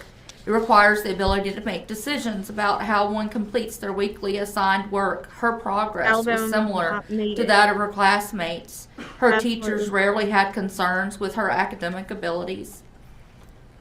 As a teenager in middle school, she experienced bullying. None of them have Although this sympathy was for that baby. concerning, she still excelled. She was proud to be successful in school and took ownership of her responsibilities as a student. Does all of this mean that she was a perfect student? Jamie, it's Absolutely impact not. statements before Doesn't the mean that judge she makes didn't her make final mistakes decision. as a young adult, as a teenager, as a child. She's No, crying it because does she not. realized what a failure We all she do. became We've all as gone an through that. adult. We know what it's like to be a child. We know what it's like to make mistakes. We do it as adults all the way up until the time we pass away. She was independent. She did her chores without being directed to. She was responsible. She eagerly fixed dinner if her mom worked late, and I did experience that, so it's not hearsay. She could follow directions, both written and oral, if needed to prepare a meal. She was a good cook, and she loved it. I've watched her and my sister come together and have the best time doing so. They'd laugh, be silly, and have fun. The end product was a great meal. It was never a chore or work for her. She was always eager and sometimes sheepish or reserved to learn new things. She loved to help others. My mom, her grandmother, always needed help around the house. She would go help her often, several days a week. There was a 40 to 45-minute drive one way, but that didn't matter to her. Sometimes my mom gave her gas money, but not always. Leilani would go regardless. She loves her Mima. The grandsons, however, they just too busy. They have their own lives. They rarely went over there, so this helped increase my mother's and Leilani's bond, as Leilani had the most time with my parents. Now we get to Leilani as a mom, and this is what I saw. I didn't see her every day. It was on occasion, but this is what I saw every time I saw her. Leilani loved and displayed love for all three of her children equally. I never saw her treat any of them differently. What's his name? I never saw her discipline them by means other than verbal redirection. They, the children, were never hit, grabbed, shoved, hollered at, talked down to or about, called names. They were never disciplined by any derogatory means. Also, because she didn't. The children were clean within reason. They're boys. Boys are dirty. They do it quickly.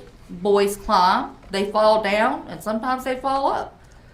They play hard and sometimes rough. All of these things make for dirty boys who often have boo-boos, owies, and bruises. I've raised three of them, so I'm very well versed in that. They weren't filthy in a manner upon which they appeared uncared for or abused.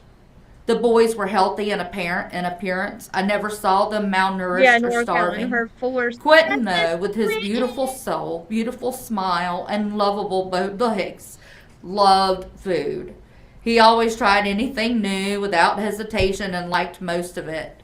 He was a happy child, and he loved to eat, and it was never because he was unfed. That boy just loved to eat. I speak a lot of the boys because I had the most time with them. We only had 5 months with their sister due to this tragedy. The little I saw of her with her mom, she was completely in love with her. She was so proud to be her mom. She was proud of and loved all three of her children equally. She never treated any of them differently, even when they had extra challenges. The oldest definitely had extra challenges and could be a little difficult to take care of sometimes. Josephine, exactly. Of course, she had experience with that too because so does Paul. He was diagnosed with autism when he was a young child. So we had lots of challenges. Autism has nothing to do with her. There's a lot of conversation in and out of the courts displaying Leilani as a monster who mistreated and neglected her children, especially Quentin. I never saw neglect, but she would pass off some of their care on to others from time to time. The children never resisted going to or with their mom. They loved her and loved being with her. Regardless of what the media and testimony says, I have seen the children go into hysterics upon drop-off at the babysitter's house. This happened the day after Sky was born. We were instructed to take the kids over there. When we did, immediately I pulled up in the driveway and both children went to crying. No, no, no, they said. Well, no, they wanted attention from their mother as I dropped who didn't give it to them. It broke my heart. Literally broke my heart.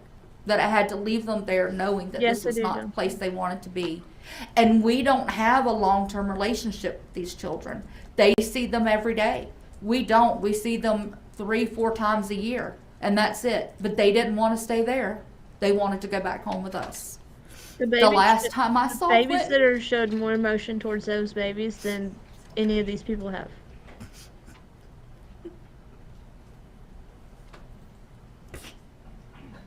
The boys didn't want to go there because they saw mom loving on the baby and they wanted attention from mom. That's what that was. I'm not stupid. I have 4 kids. I know how that shit works. the last time was as Miss Carter's daughter. I don't remember which one it was. When I dropped them off. Ooh, Billy Joe, you're not a very She was good taking father. Quentin Stop into that. the house. He was the last one to go in, and he was just looking at me crying with his hands out, wanting not to go, to come back with us. That is the biggest heartbreak I will live with the rest of my life.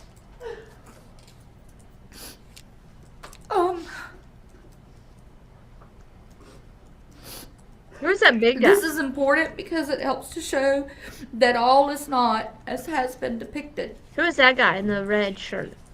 I've never seen him before either. Is that her husband or something? All of this may seem that I'm biased or expressing or portraying Leilani You as are. a completely different person than she is perceived to be. I'm not biased. I will tell you when you're doing wrong. Ask my sister.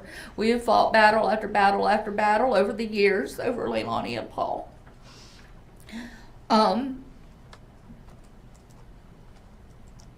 You see, I did not get to see a Leilani who used drugs. I've heard she did, but I never saw any evidence of it.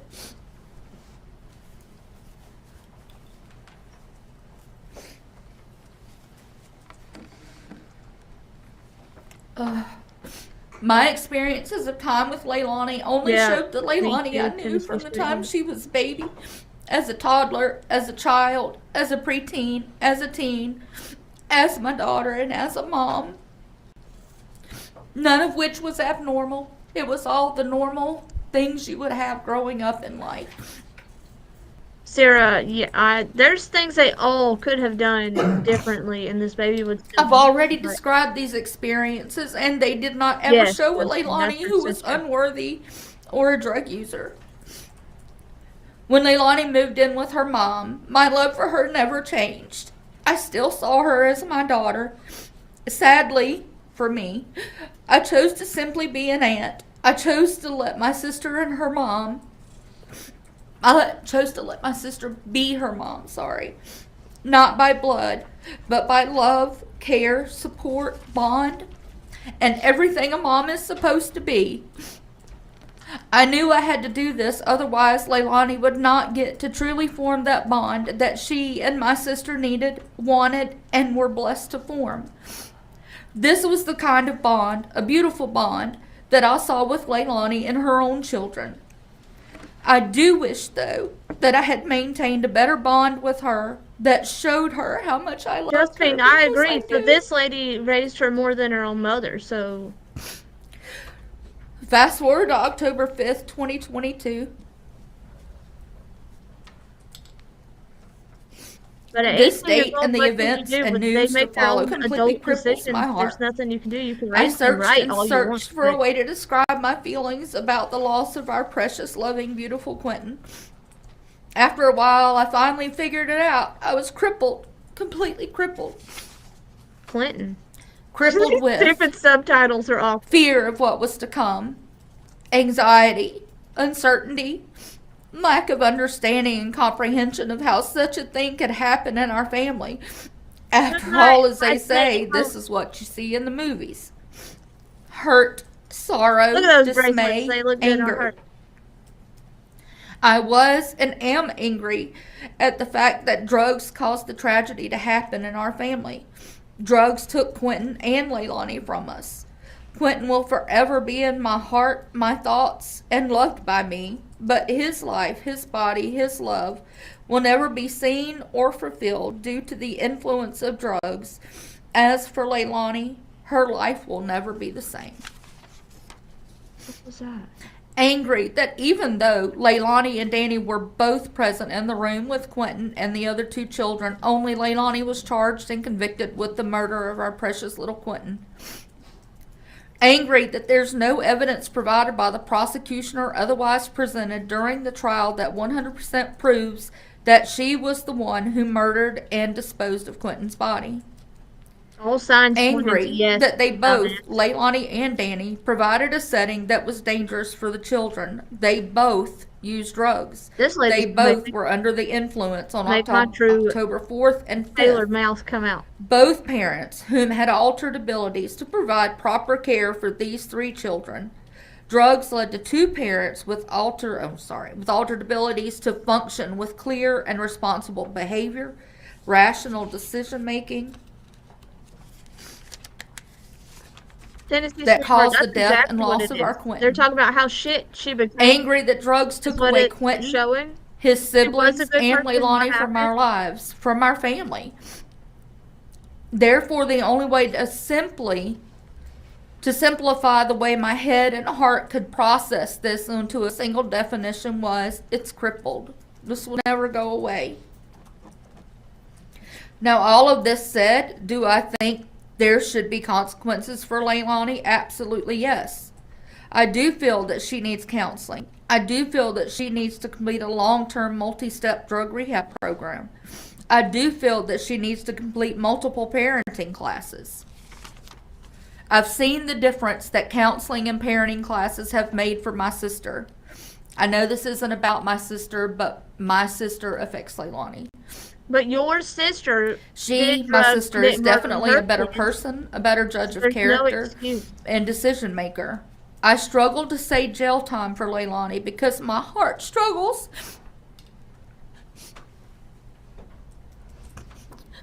No excuse. Your sister did drugs, and her kids are still alive.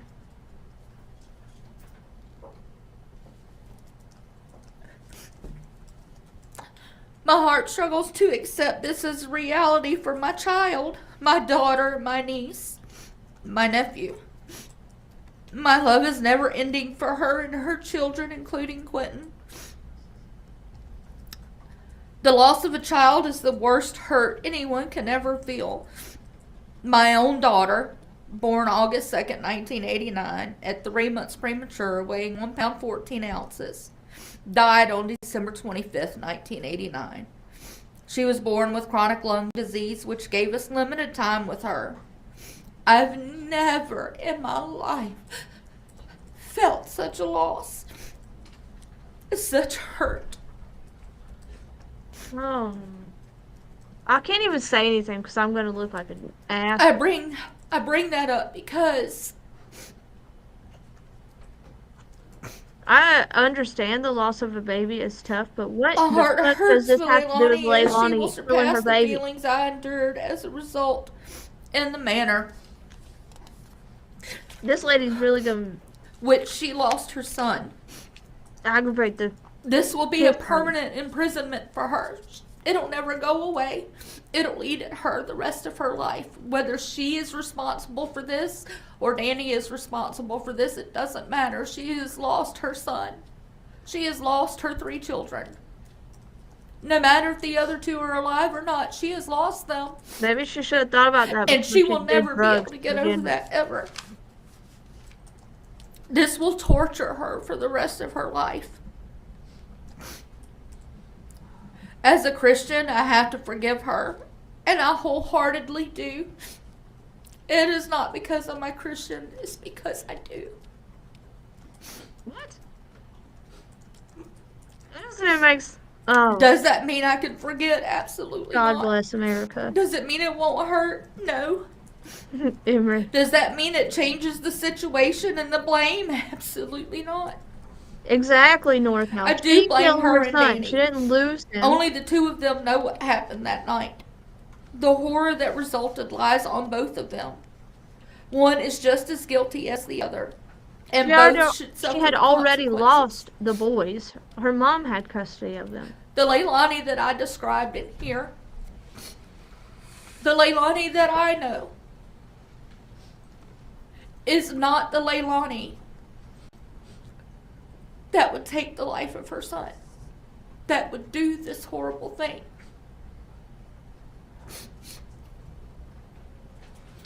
Miss Madden, just to perfect the record, you kept saying your sister. I want to be clear. You're talking about Miss Howell, correct? I am, Okay. yes. Somebody throws a damn. You understand the judge is bound by way out only of 2 court. sentences, okay? It can only be life without parole or life with parole. And to be clear on that as well, Without. you're asking the court to impose a life with parole sentence, correct? Parole would be great, but it would also be good if these other things that I mentioned, the counseling, that I know it's not required, I know, but I'm Then gonna say shut it up. anyway. It would be great if these things could happen, because that will help her. It will help to make her a better person. It will help to take this out of her life. I know prison is coming. That doesn't mean that there's not access to these things. And without these things, it's the likelihood of it changing is limited. Counseling only helps if you want the help. She didn't want the help. She continued to do the That's all the drugs. questions I have. Miss Madden, Mr. Dean might have some questions for you, okay?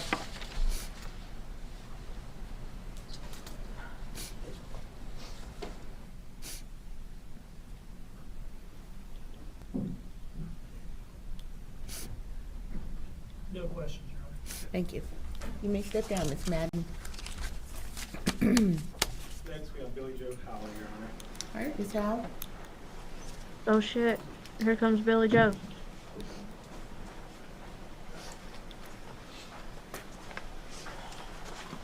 This will be interesting.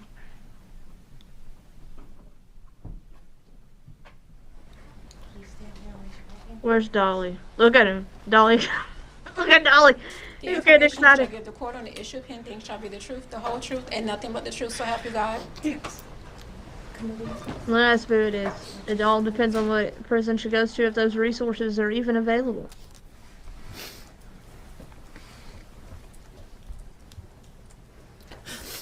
Now remind her of where she said her daughter couldn't be If you trusted. would, ma'am, state your name and spell it for the court reporter. Billy Joe Howell. It's Billy, Billie, Joe, J-O, Howell, Howell. And you are Miss She looks Simon's so mother, good. correct? Yes. She looks really And good. you understand what we're here for today, correct? Yes, sir, I do. And I've asked you to come forward and, if you wanted to make a statement on Leilani's behalf, did I not? Oh, yes, sir. Okay. I'm And so frustrated. you understand the court is Oh, the only sentence in the state of Georgia on a murder conviction is either life with or life without parole. You understand that, correct? Yes, sir. Okay, but you still having a chance to address the court and say what's on your mind. Would you like to do that? Yes, sir. Okay. And you can either speak naturally, or I can ask you questions, or you can read from a prepared statement if you'd like to, Ms. Howell. Which do you prefer? Not trying to put you on the spot, but you were unsure before. I am still unsure. Okay.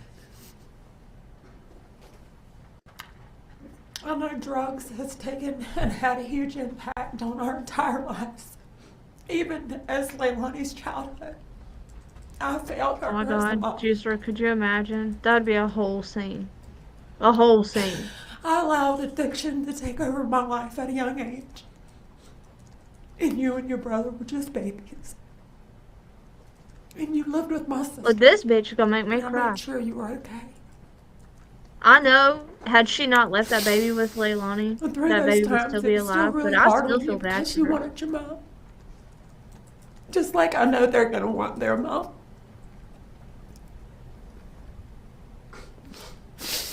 When you come to live with me, I'd already changed my life. And I'd been working really hard. But I had changed my addiction from drugs to work.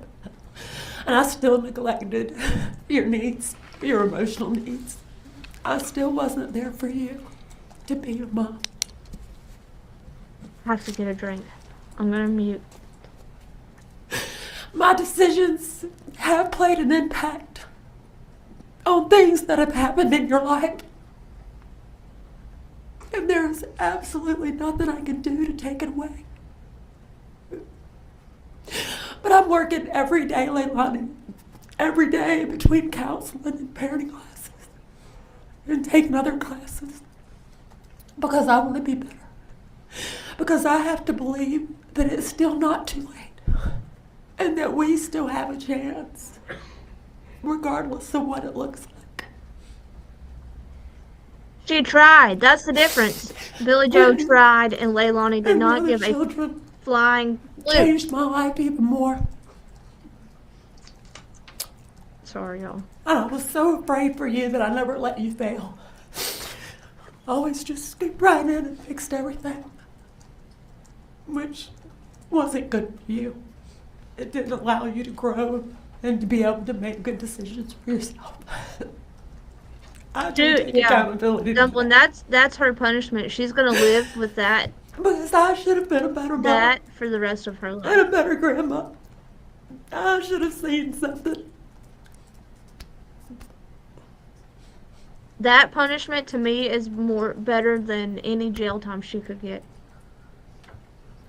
You deserved better.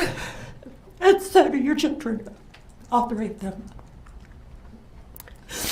We might not be able to bring Quentin back, but he needs to come home. I agree. And we're all going to hold him one last time.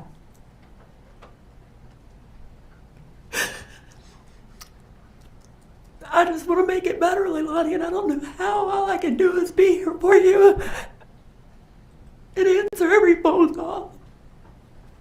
Talk to you. I wouldn't even answer the phone. Listen, Right. really listen. I'm really listening.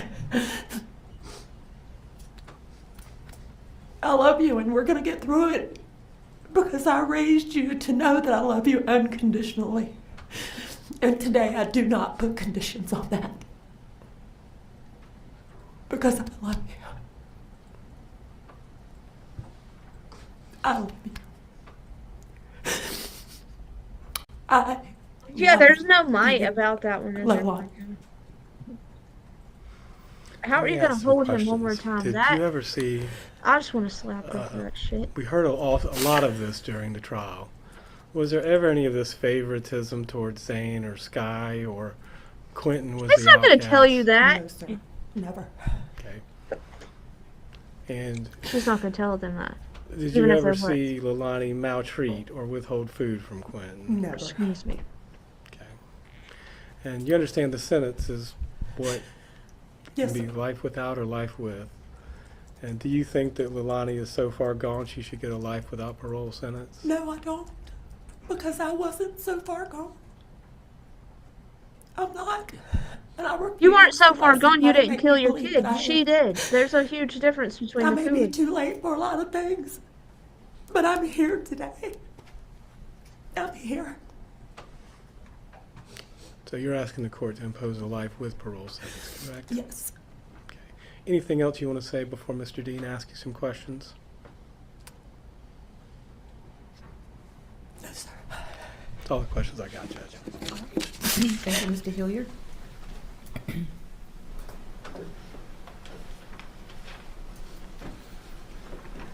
I hope so too, hindsight. You're her mom. Yes. Since day one, you have, and I mean day one of the investigation, when Quentin being reported missing, Yes. you have been there for her. Yes. You were out of town when it happened, but you came back quickly. Exactly. Yes. Definitely. You have talked to her a lot, right? Yes. But before she was ever arrested and since she's been jailed, right? Yes. Is she, you understand the jury has now convicted her of murdering Quentin with intent to kill him. Do you understand that? Yes, I do. 12 neutral, unbiased citizens taking a cold look at the evidence have said that is what happened here, beyond a reasonable doubt. You get that, right? Yes, sir. In all of the conversations you've had with her, has she ever taken responsibility for doing that? No, she hasn't. But she has taken responsibility for her drug use. I know that you've taught her to take responsibility for her actions, because when she says in the news interview, if it comes out that I'm responsible, I'll take responsibility. And she said that separately another time to the police. And I believe that that is coming from your upbringing of her. Do you think that's fair? Yes, sir, I do. Has she ever actually done it in this case, though? No, she hasn't. She hasn't admitted to you that she killed Quentin. No, she hasn't. She hasn't Every told you RJ. how. No, sir. She's said things to you about, well, I just don't remember. Just being and I'm supposedly not she sure, and I'm she trying to couldn't piece handle it, together which is why she and things wasn't like there. that, Which right? I could understand that. Do you understand that the evidence has just not been consistent with that kind of claim? Do Jet lag, you understand think that? so? Yes, sir. That, evidence shows that she made this very calculated drive to the dumpsters, scattered rice cereal in her car, drafted a text message to Danny about That what she rice was cereal supposed was to to be soak doing up on anything trip, that getting Orajel, trigger warning told a he bunch of left lies about behind. it to That the was left police, behind right? from him being Yes, sir. in I that watched car. the trial. And none of that is consistent with her just not knowing what happened. Would you agree with that? Yes. Okay. But even still, despite all the conversations you've had, and despite you being her mother, the person that she had confide in, she hasn't even taken responsibility privately in confidence to you, has No, she hasn't. Is that frustrating to you? Yes, it is. Do you wish she would just come out and admit to you as her mother what she Yes. Yes, I do. did? One moment, please. My rich Tennessee sweetheart, please be careful. I have no further questions, Your Honor. Thank you, Mr. Dean. Mr. Hilliard. I'm a little confused, Ms. Howell, because being convicted of something doesn't necessarily mean you did it, does it? No, Okay. it doesn't. So But that tells you right there she thinks she did it. if you're That's- convicted of something you didn't do and you don't admit to it, it doesn't mean you did it. I mean, just because you're convicted of it. That's correct. Any questions? So being convicted of something is not the same thing as admitting something you actually did, now is it? Yes, sir. Okay. So you can be convicted of something you didn't do, right? Yes, sir. You can be acquitted of something you did do, right? Yes, sir. And there's all manner of things in between, right? Yes, sir. Okay. That's all the questions I got. Anything further, Mr. Dean? No, Your Honor. Ms. Howell, you may step down. She just straight up admitted that she thinks her daughter did it.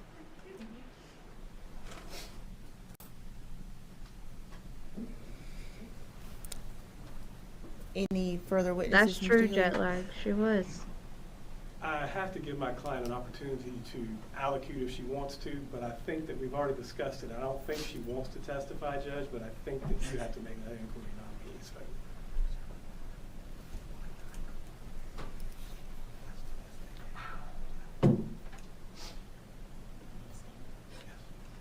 Darzilla, I Miss agree. Simon. She knows. Ms. Simon, we've come to the place where you have the opportunity to testify if you choose to do so. Do you understand that? Yes, ma'am.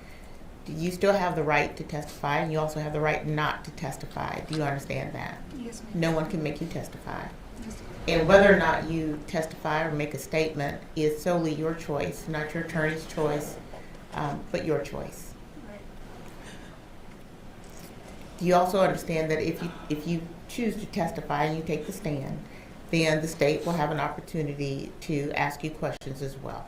Yes. And you Yes, understand that 100%. we are at the point where there's evidence in aggravation and mitigation, and all of this I will consider in determining the sentence today. Do you understand that as well? Yes, ma'am. Ms. Simon, do you wish to testify? No, ma'am. Of course not. Thank you. You have a seat. And just No guilty we've person ever discussed it, Judge, testifies. and several times, and if she has any questions, she knows she can ask me again at this point. But other than that, we're ready to move into just argument phase. Okay. Let's move into argument then. Mr. Dean? Your Honor, I will reserve. If I can approach, Judge. You certainly may. One ministerial thing. Early in this case, before I got it, the Public Defender's Office had filed a motion to preserve notes, evidence, and things as such. Say it For louder for the the ones last in the 2 back. years, we've tried to figure out why they couldn't release Quentin's remains. It seems that motion is the holdup. I spoke with Mr. Dean last week. I spoke with Ms. Simon. At this point in time, we withdraw that motion from here on out to preserve. That way the remains can go ahead and be released back to the family for appropriate burial. And whatever orders need to be put on to do that, I will get with Mr. Dean and I will do that. Before Mr. Hilliard gets into the substance of his argument, may I respond and we can kind of bring this issue to a conclusion? Yes. That'd be okay? Yeah, that's fine. Just to clarify, this was during the period of time that the defendant was represented by previous counsel. It was Robert Attridge, Joseph Vinieri, and maybe Caitlin Walker. I believe it was Mr. Vinieri sending me an email asking me to ensure that Quentin's remains, which by that time had come down from the FBI lab in Quantico to the GBI lab in Pooler, I think. It sent me an email asking me to ensure that the remains not be released for interment, but instead retained by law enforcement in case they wanted to request any additional forensic testing. And you know, I got that email. I'll be right back. I have to go Communicated get it my to law dog. enforcement and asked that they honor that, which they have. And that is, Mr. Hilliard's right. That email is why Quentin's remains have not been released to any family members for burial. In advance of today's hearing, after the most recent of a number of requests to the family from the family that we address this issue, I sent Mr. Hilliard and Mr. Peirce an email asking whether Ms. Simon would lift what essentially functions as like a hold on Quentin's remains on the record, so that we can safely release Quentin's remains to the family for burial or cremation or whatever it is that they ultimately decide to do. Because I very much respect the request and agree that it's probably something that ought to happen. We could agree to that without being accused of spoliation or something like that later on down the line. So I'm happy to hear that they're willing to do that. If I would ask that the court inquire of Ms. Simon personally about that and confirm that she's okay with that, so that everybody can then move forward. And I was going to get to that next, Judge. I've had the discussion with her about the spoliation and to preserve the record for appeal. We had that discussion, and I'll let her answer for herself in a second. But we understand it could affect the appeal going forward, but she felt that it was more important for the family to be able to bury Quentin than to preserve any possible testing for future references. And I told her both the positives and the negatives of it. Is that correct, Leilani? Yes, sir. Okay, and I'll let the court engage in a colloquy about that. But we did discuss it, though, correct? Yes. Right? Yes, we did. And Ms. Simon, you've heard the discussion that's going on right now about. Okay, what did I miss? remains. Sorry, Yes, ma'am. somebody's out in And the yard and there I was had a to hold placed on get the the dogs release out. of the remains in case there was any further testing that needed to be done. And that request was actually made by the attorneys who originally represented you. You understand that? Yes, ma'am. Okay. The release will happen, but we want to make sure that's what you would like to do. Would you like for his remains to be released to the family? Yes, most specifically my brother who's here today, Paul Simon. Paul. I would like him to be the one that they're released to. Now, I don't know how logistically how that works. I don't know. That has more to do with probate. Well, I bet that was a administration, and slap I in the face to her don't know anything mama. about that. So I think who they're ultimately released to is kind of not our lane. I think that's between like the GBI and the coroner and the police and all that. I think our only concern here is whether, as a result of the defense's requests to the state, they're going to continue to be prevented from being released to anybody at all, or not. And I understand that, Mr. Dean. I understand that makes sense. So, Yay. who the remains will be released to is a matter that's beyond this court. Okay. But you agree to have the remains released?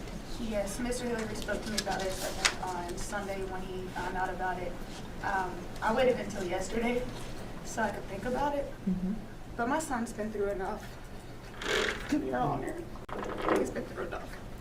And Ms. Simon, do you have any further questions? Because of you. About that? No, ma'am. And I would like Mr. to, Hilliard.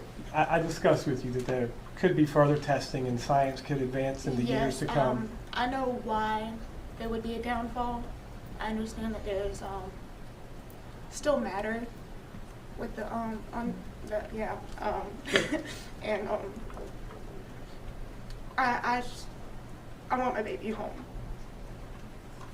I just want to home. All right, thank you, Ms. Simon. You may have a seat. I wanted to clear that up. My argument's simple, Judge.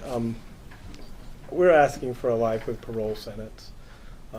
It's only life with or life without. I understand Mr. Dean gave this long list here, but at the end of the day, she's a young lady, and life in Georgia, at least, is Who gives a damn if 35 she's to young? 40 years before your first eligibility for parole, with parole. That puts her in her late 60s, early 70s. Mid 60s to late 60s to early 70s. We understand that we're talking about the death of a 20-month-old child. But Your Honor sat through the trial, and we don't know the manner or method in which it occurred. We still don't, and that's an issue for an appeal which will go up. The question is whether or not she's someone who should be stuck away for the rest of her life without any possibility of seeing the light of day again. Absolutely. And I urge to you, there's nothing about her criminal history, which is pretty much non-existent until this. Because she was never There's nothing caught. about her life which shows that she is above any redemption or rehabilitation. The people who know her best have asked the court for a life with parole sentence. So we're asking the court for that. I understand why Mr. Dean wants to do all of these fines. I get it. I understand why he wants to ask for his consecutive sentences. I get it. But to me, the ultimate question is whether it's life with or life without parole. And we think that she deserves life with parole.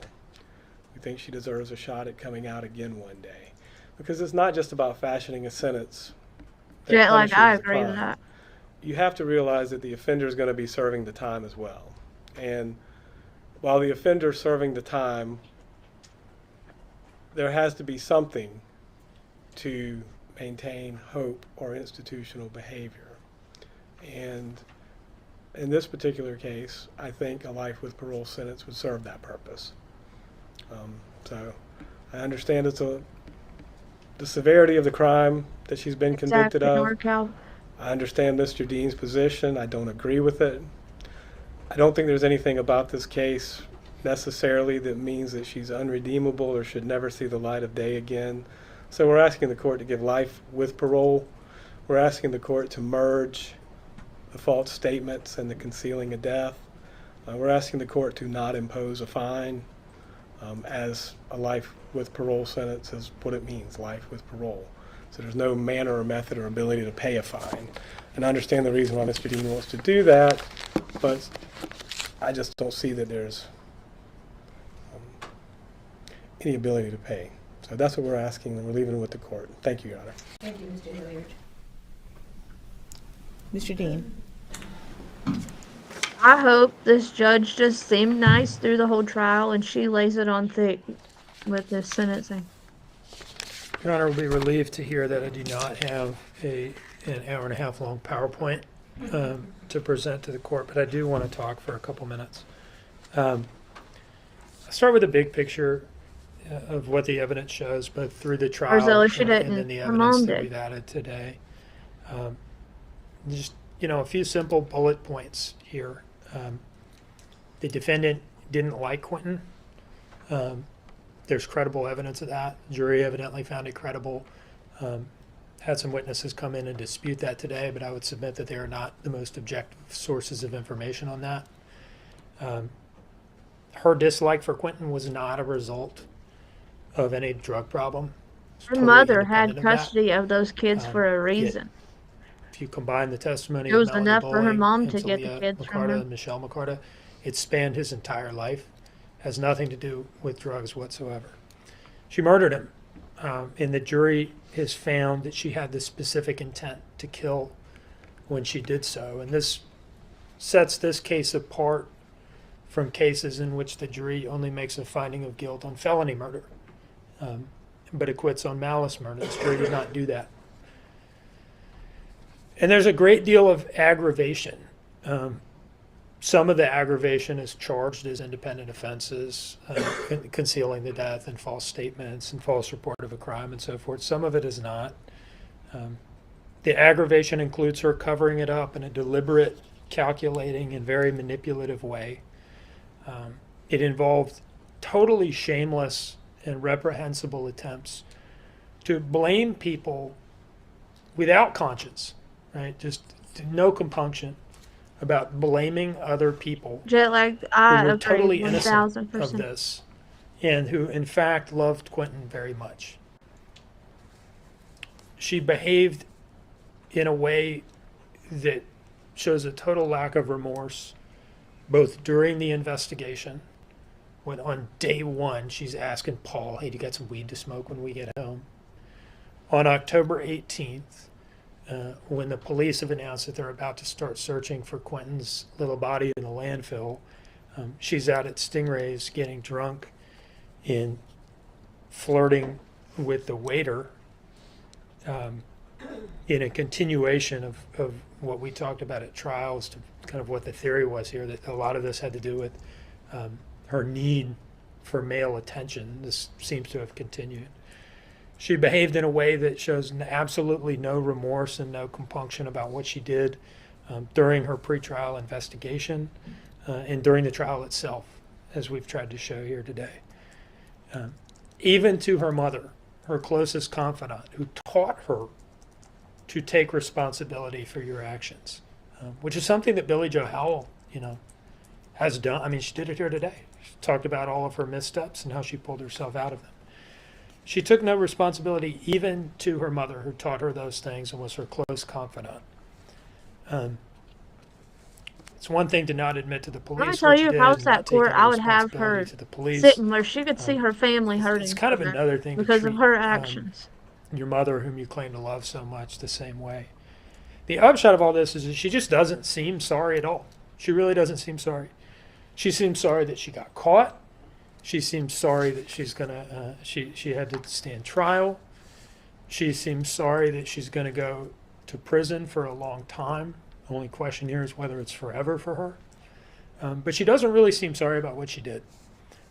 If she had been sorry about this at any point, there were a million off-ramps. After killing Quentin, she could have just not thrown his body in a dumpster. We get these abusive head trauma, child homicide cases.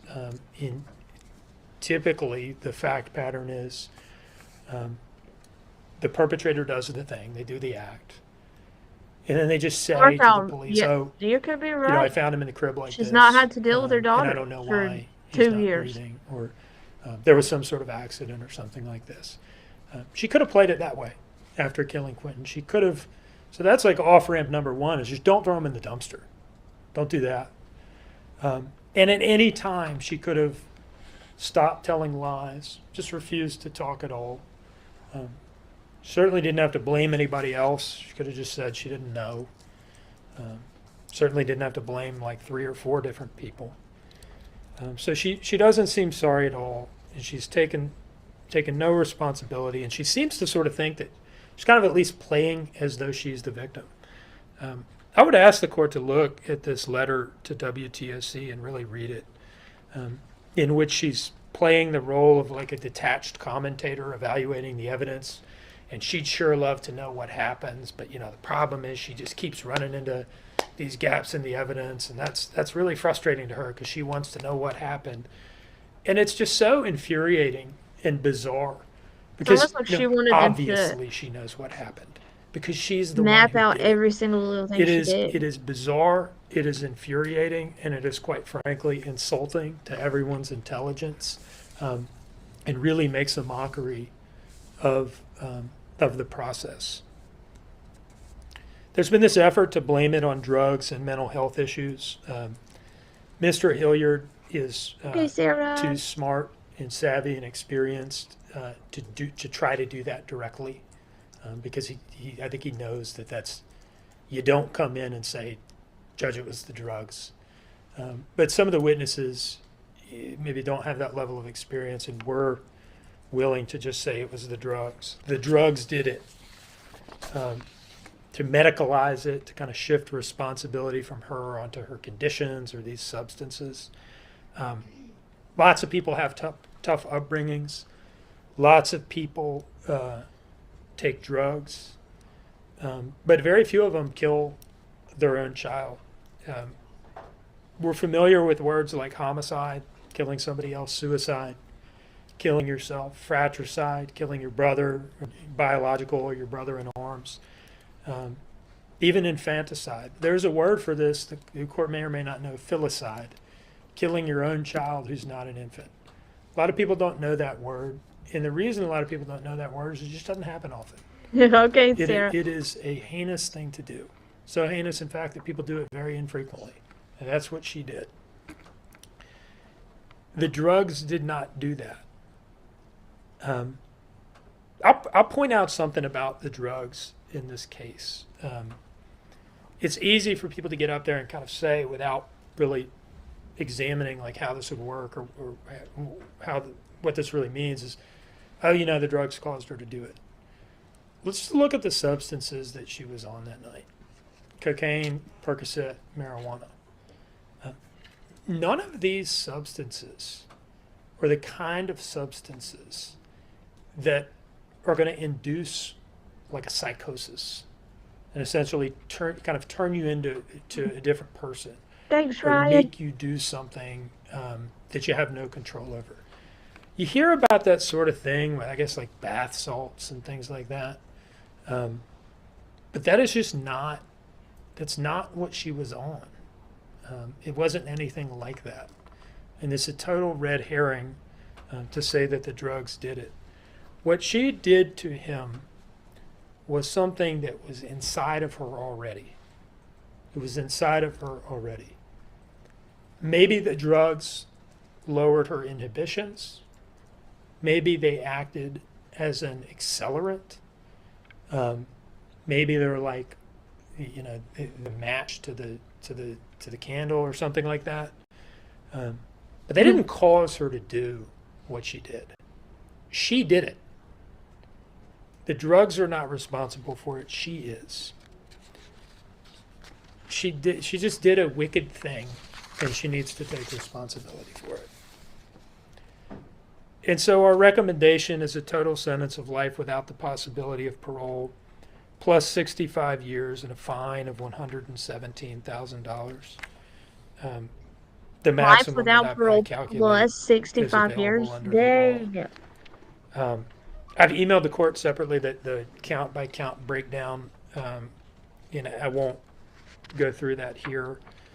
And the justification for the Now my fine. nose is running. That is Jesus. essentially our goal there is to ensure that if the defendant ever attempts to profit from her crimes by signing a book deal or taking a paid interview, that there will be an existing financial obligation that will cause at least some of the money, up to $117,000, to be diverted to defray some of the costs associated with her conduct in this case. Now, that brings me to kind of the last question, which is really separate and apart from whether the court judges a fine here, is why life without parole and not life? That's really the only question, is whether the court is going to impose the additional That's probably what part of that punishment money was from, of Josephine, for sure. the life sentence never being parolable. And you know, it's a reasonable thing for the defense to say, gosh, life is a serious sentence. 30 years before you become parole eligible is a long time. And that's true. And That are baby here would have asking only the been court to go 32, above though. that He and- still and had to a impose the lifetime after maximum. that he could have lived. And I'd like to kind of defend why and argue why. When we talk about sentencing, we talk about the principles of punishment. There are a number of them. We learn in Emory, the he law was like school, and they 18 come up in months. sentencing arguments, and Mr. Hilliard has gestured at some of them, rehabilitation Almost and 2, things I like think. that.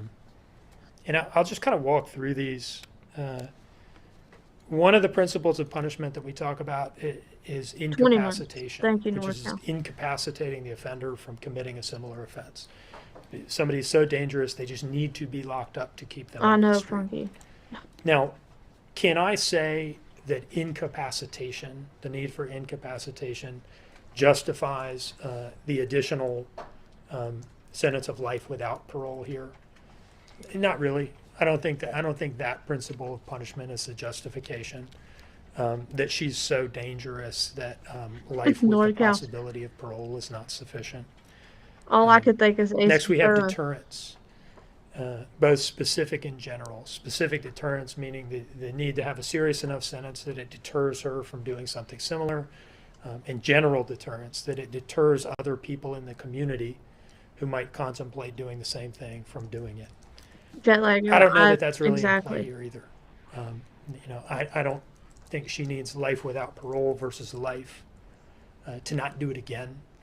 And I don't know that there's anybody out there who's contemplating killing their child who's going to go through with it if she gets life without the possibility of parole, but won't go through with it if she gets life without the possibility of parole.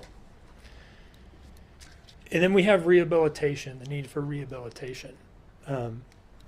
I cannot say that Can't rehabilitate. there's no chance she could be Definitely not. rehabilitated, that she's totally beyond rehabilitation. I think the court could reasonably find that. I think there's a lot of evidence here that she is incorrigible.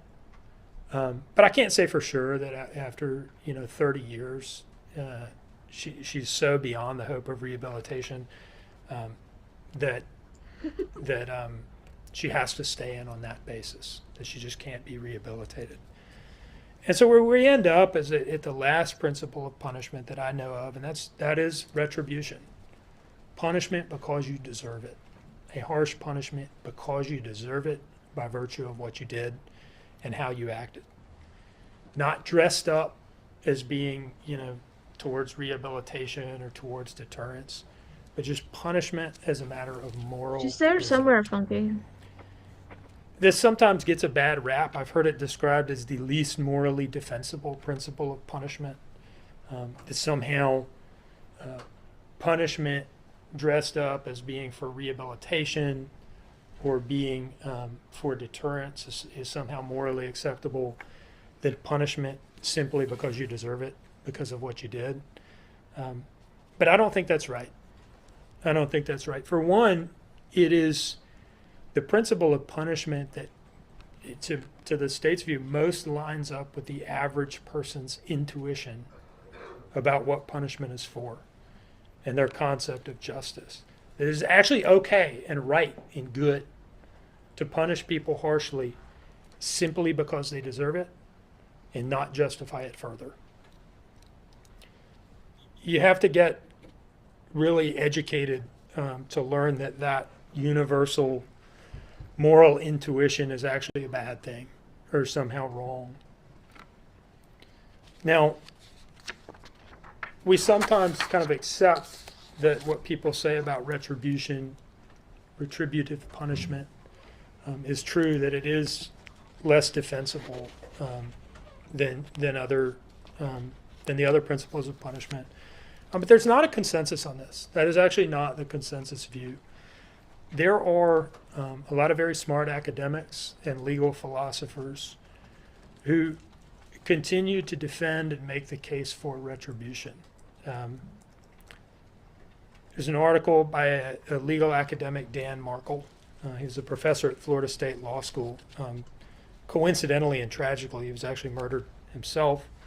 But he wrote on retributive punishment. beast is awake. In a 2011 article that I found, he talks about how it has both a communicative function and an expressive function. That punishment, retributive punishment, because you deserve it, a harsh sentence, just because you deserve it and you did a really bad thing, communicates to the defendant the seriousness of what they did and society's lack of acceptance for it. And it performs an expressive function too. It communicates to the defendant the seriousness of what she did, and it forms an expressive function. It expresses to society how seriously the court takes behavior like this. And I've got some long quotes in here from these articles. I think I will not read them. I think I will just kind of restate that in my words. Another way of saying this a severe sentence, here the harshest one under the law is what we're asking for, sends a message to both her and to the community. And she needs the message. Quite frankly, she needs the message. She doesn't get it. She needs to receive a solemn statement from the court Emery, that for I, an you offense know, like this, I wondered and for to aggravating begin with, but you circumstances know like what? this, They all came back the and said only he guilty, punishment so that he will did do, the only hit something punishment that right. will adequately get through to her the seriousness of what she's done and just how unacceptable her actions are, is the maximum sentence under the law. That appears to be, at this point, the only thing that the court can do to try to get through to her. This letter to WTOC is dated September of this year. She still doesn't get it. And the court should send her a message. One, this is nonsense. And two, you deserve the most severe sanction that the court can lay on you. Is Lisa done or is she still on? The court should send the community a message too. To the people that cared about Quentin, who knew him during his life, you know, he was a child in their lives, and to people who came to know him only after the defendant killed him. And why do these people care about him? Simply because he was a child in their community, and that is enough. The court should send a message to them that their intuition about how monstrous it is for a mother to kill her own child and then act like she acted in the aftermath, and what the price tag for that ought to be, Dang it, that intuition that they have is entirely correct and is shared by the justice system and by the court, which is really their justice system and their court. Thank you, Your Honor. Mr. Dean, I was looking for the email, and I believe the computer that I'm looking at has not updated, and I would like to have that before me. Would you also pass up, yeah, thank you.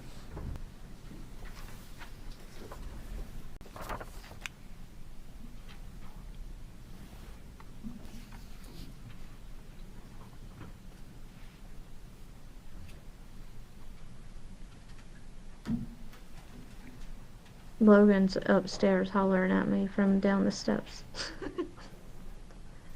Mama, we want you to help me.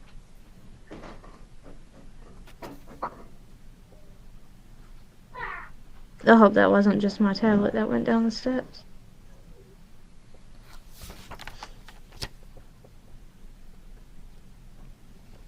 I wonder where PJ's at since she's not in the courtroom. Emery.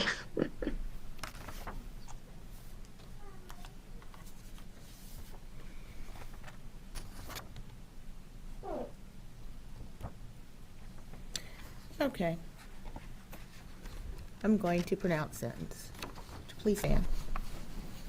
Well, here we go. I'm gonna mute so my kids aren't loud.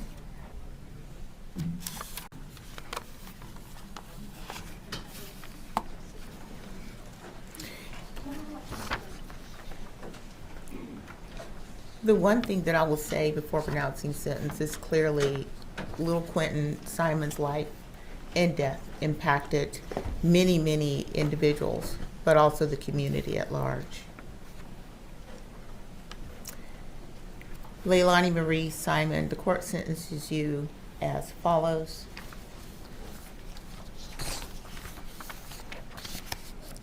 Count 1, malice murder, felony,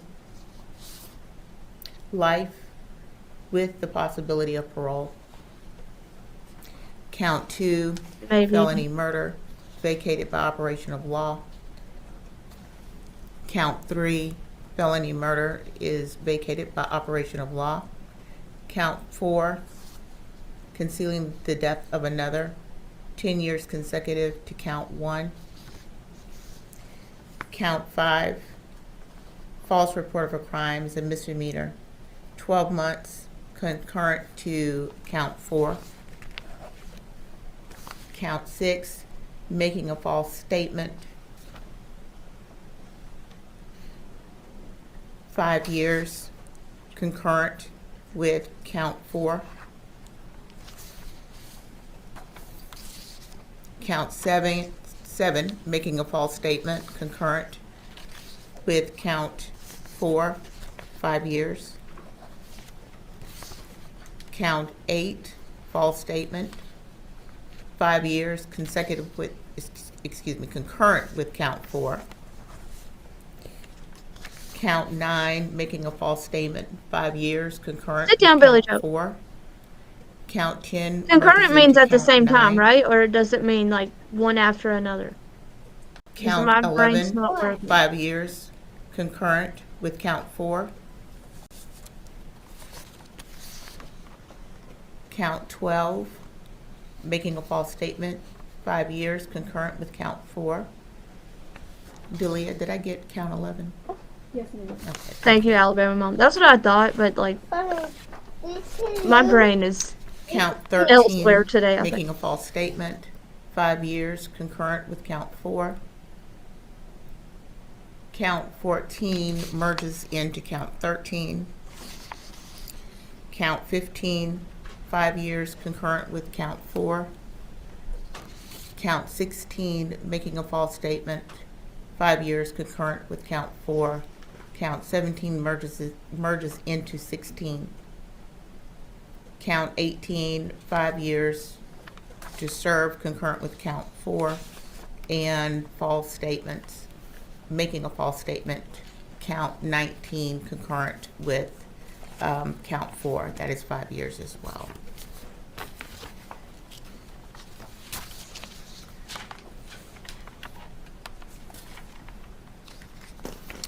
Is there any issue that the state wants to point out with the sentence and the merger of the counts?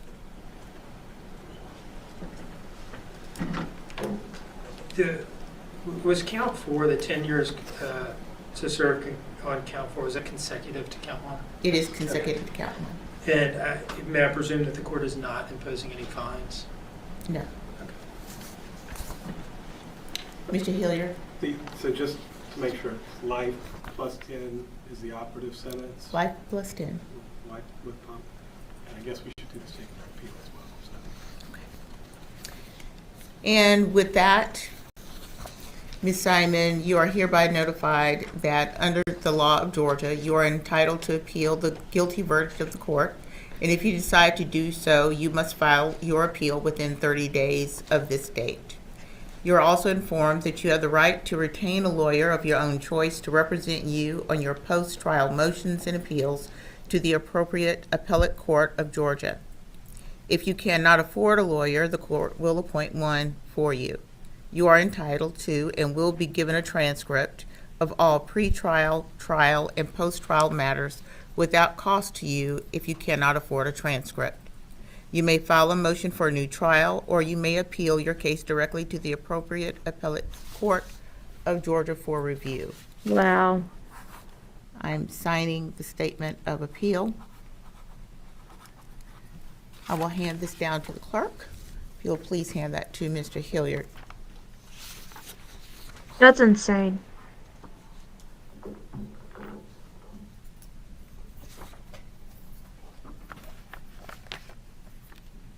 Ryan, they're both down here, so I don't, I'm not sure which one you heard.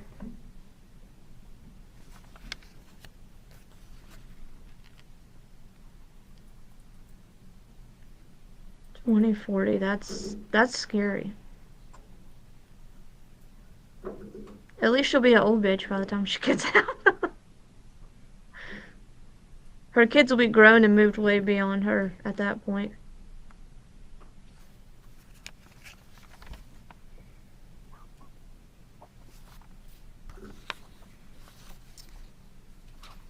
With the assistance of counsel, Ms. Simon has acknowledged in writing her statement of appeal rights. Yeah, And Darth the Vader. habeas statement is as follows.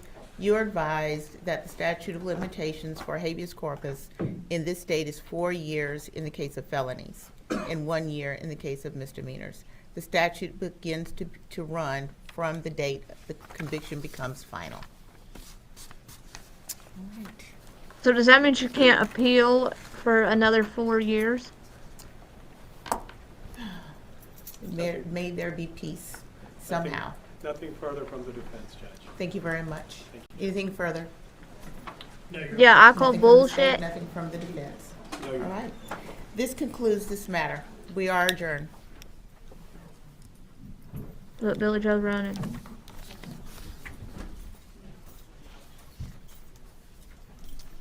And Delia, did you get everything? Yeah, crazy nurse, her son too.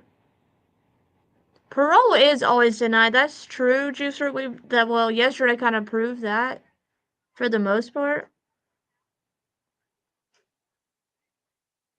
Yeah, they don't like women that kill their babies, that's for sure.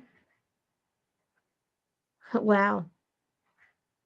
So, Sarah, she got life plus 10 with a possibility of parole. She can't request a parole hearing for at least 4 years. Okay. Have y'all seen that little baby that says, a bullshit? No, she doesn't. That she was, no. Mm-mm. Wow. Oh, God. Here we go. Go put that back. That's not a toy, buddy.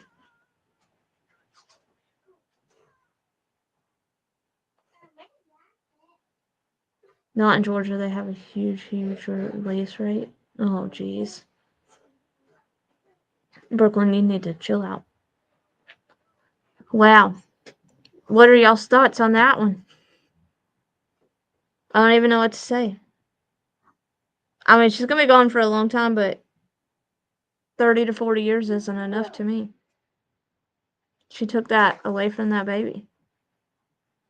Let me stop sharing this before it starts playing something crazy.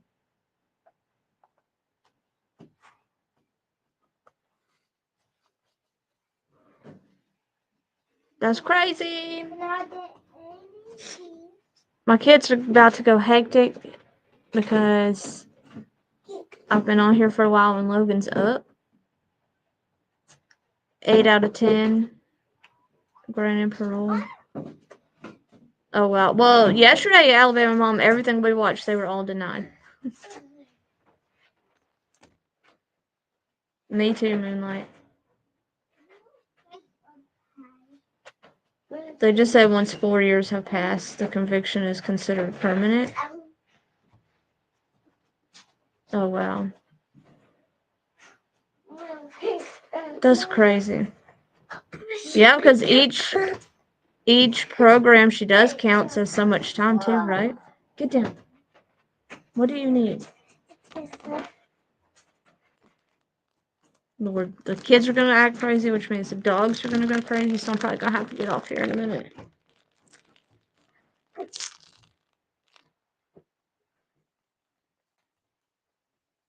That's crazy. And she's already been in programs. Getting her GED and stuff. She's stupid. She should have waited. I hope she does.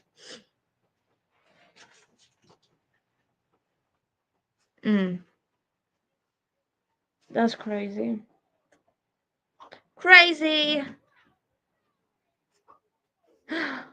Somebody else go live so we could talk about this, because I'm gonna have to get off here and deal with these wild children.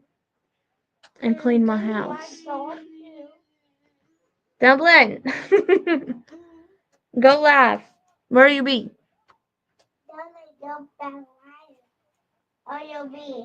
Tell her, say car. So go live. Come here and tell her.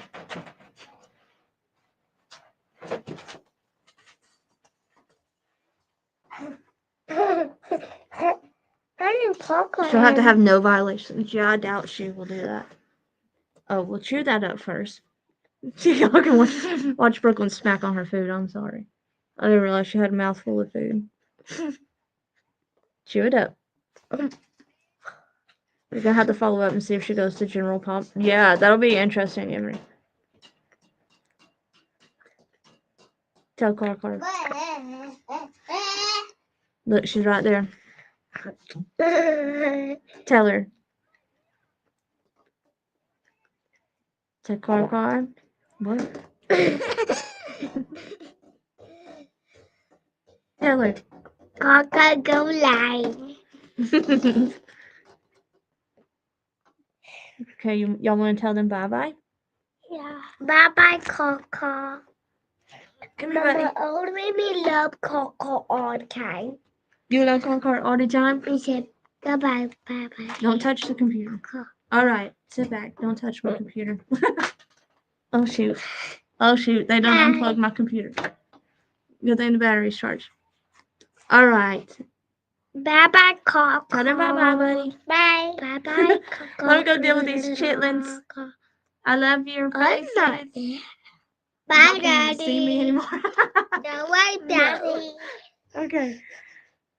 All right, y'all. I am going to get off of here. I have kiddos to go play with, a house to clean, and dinner to figure out. And I do not want to cook. God bless America. I might tell my husband to go get some pizza. I don't feel like cooking.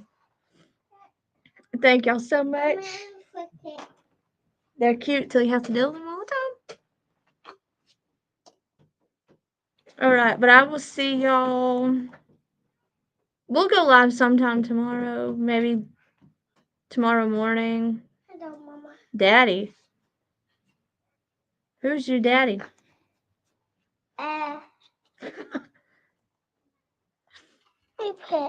Carson, the boss put her foot down and told you to go live. Dad. So I expect to see you soon. My daddy. That my daddy. Your daddy is not on there. Don't be saying that. People will run with that. Mama. We'll be live sometime tomorrow That's since I won't be on my this daddy. weekend. And possibly not Monday and Tuesday if y'all didn't hear me say that earlier. Yes, he thinks NorCal is his daddy. He saw a man in a picture and said, "Oh, that's my daddy."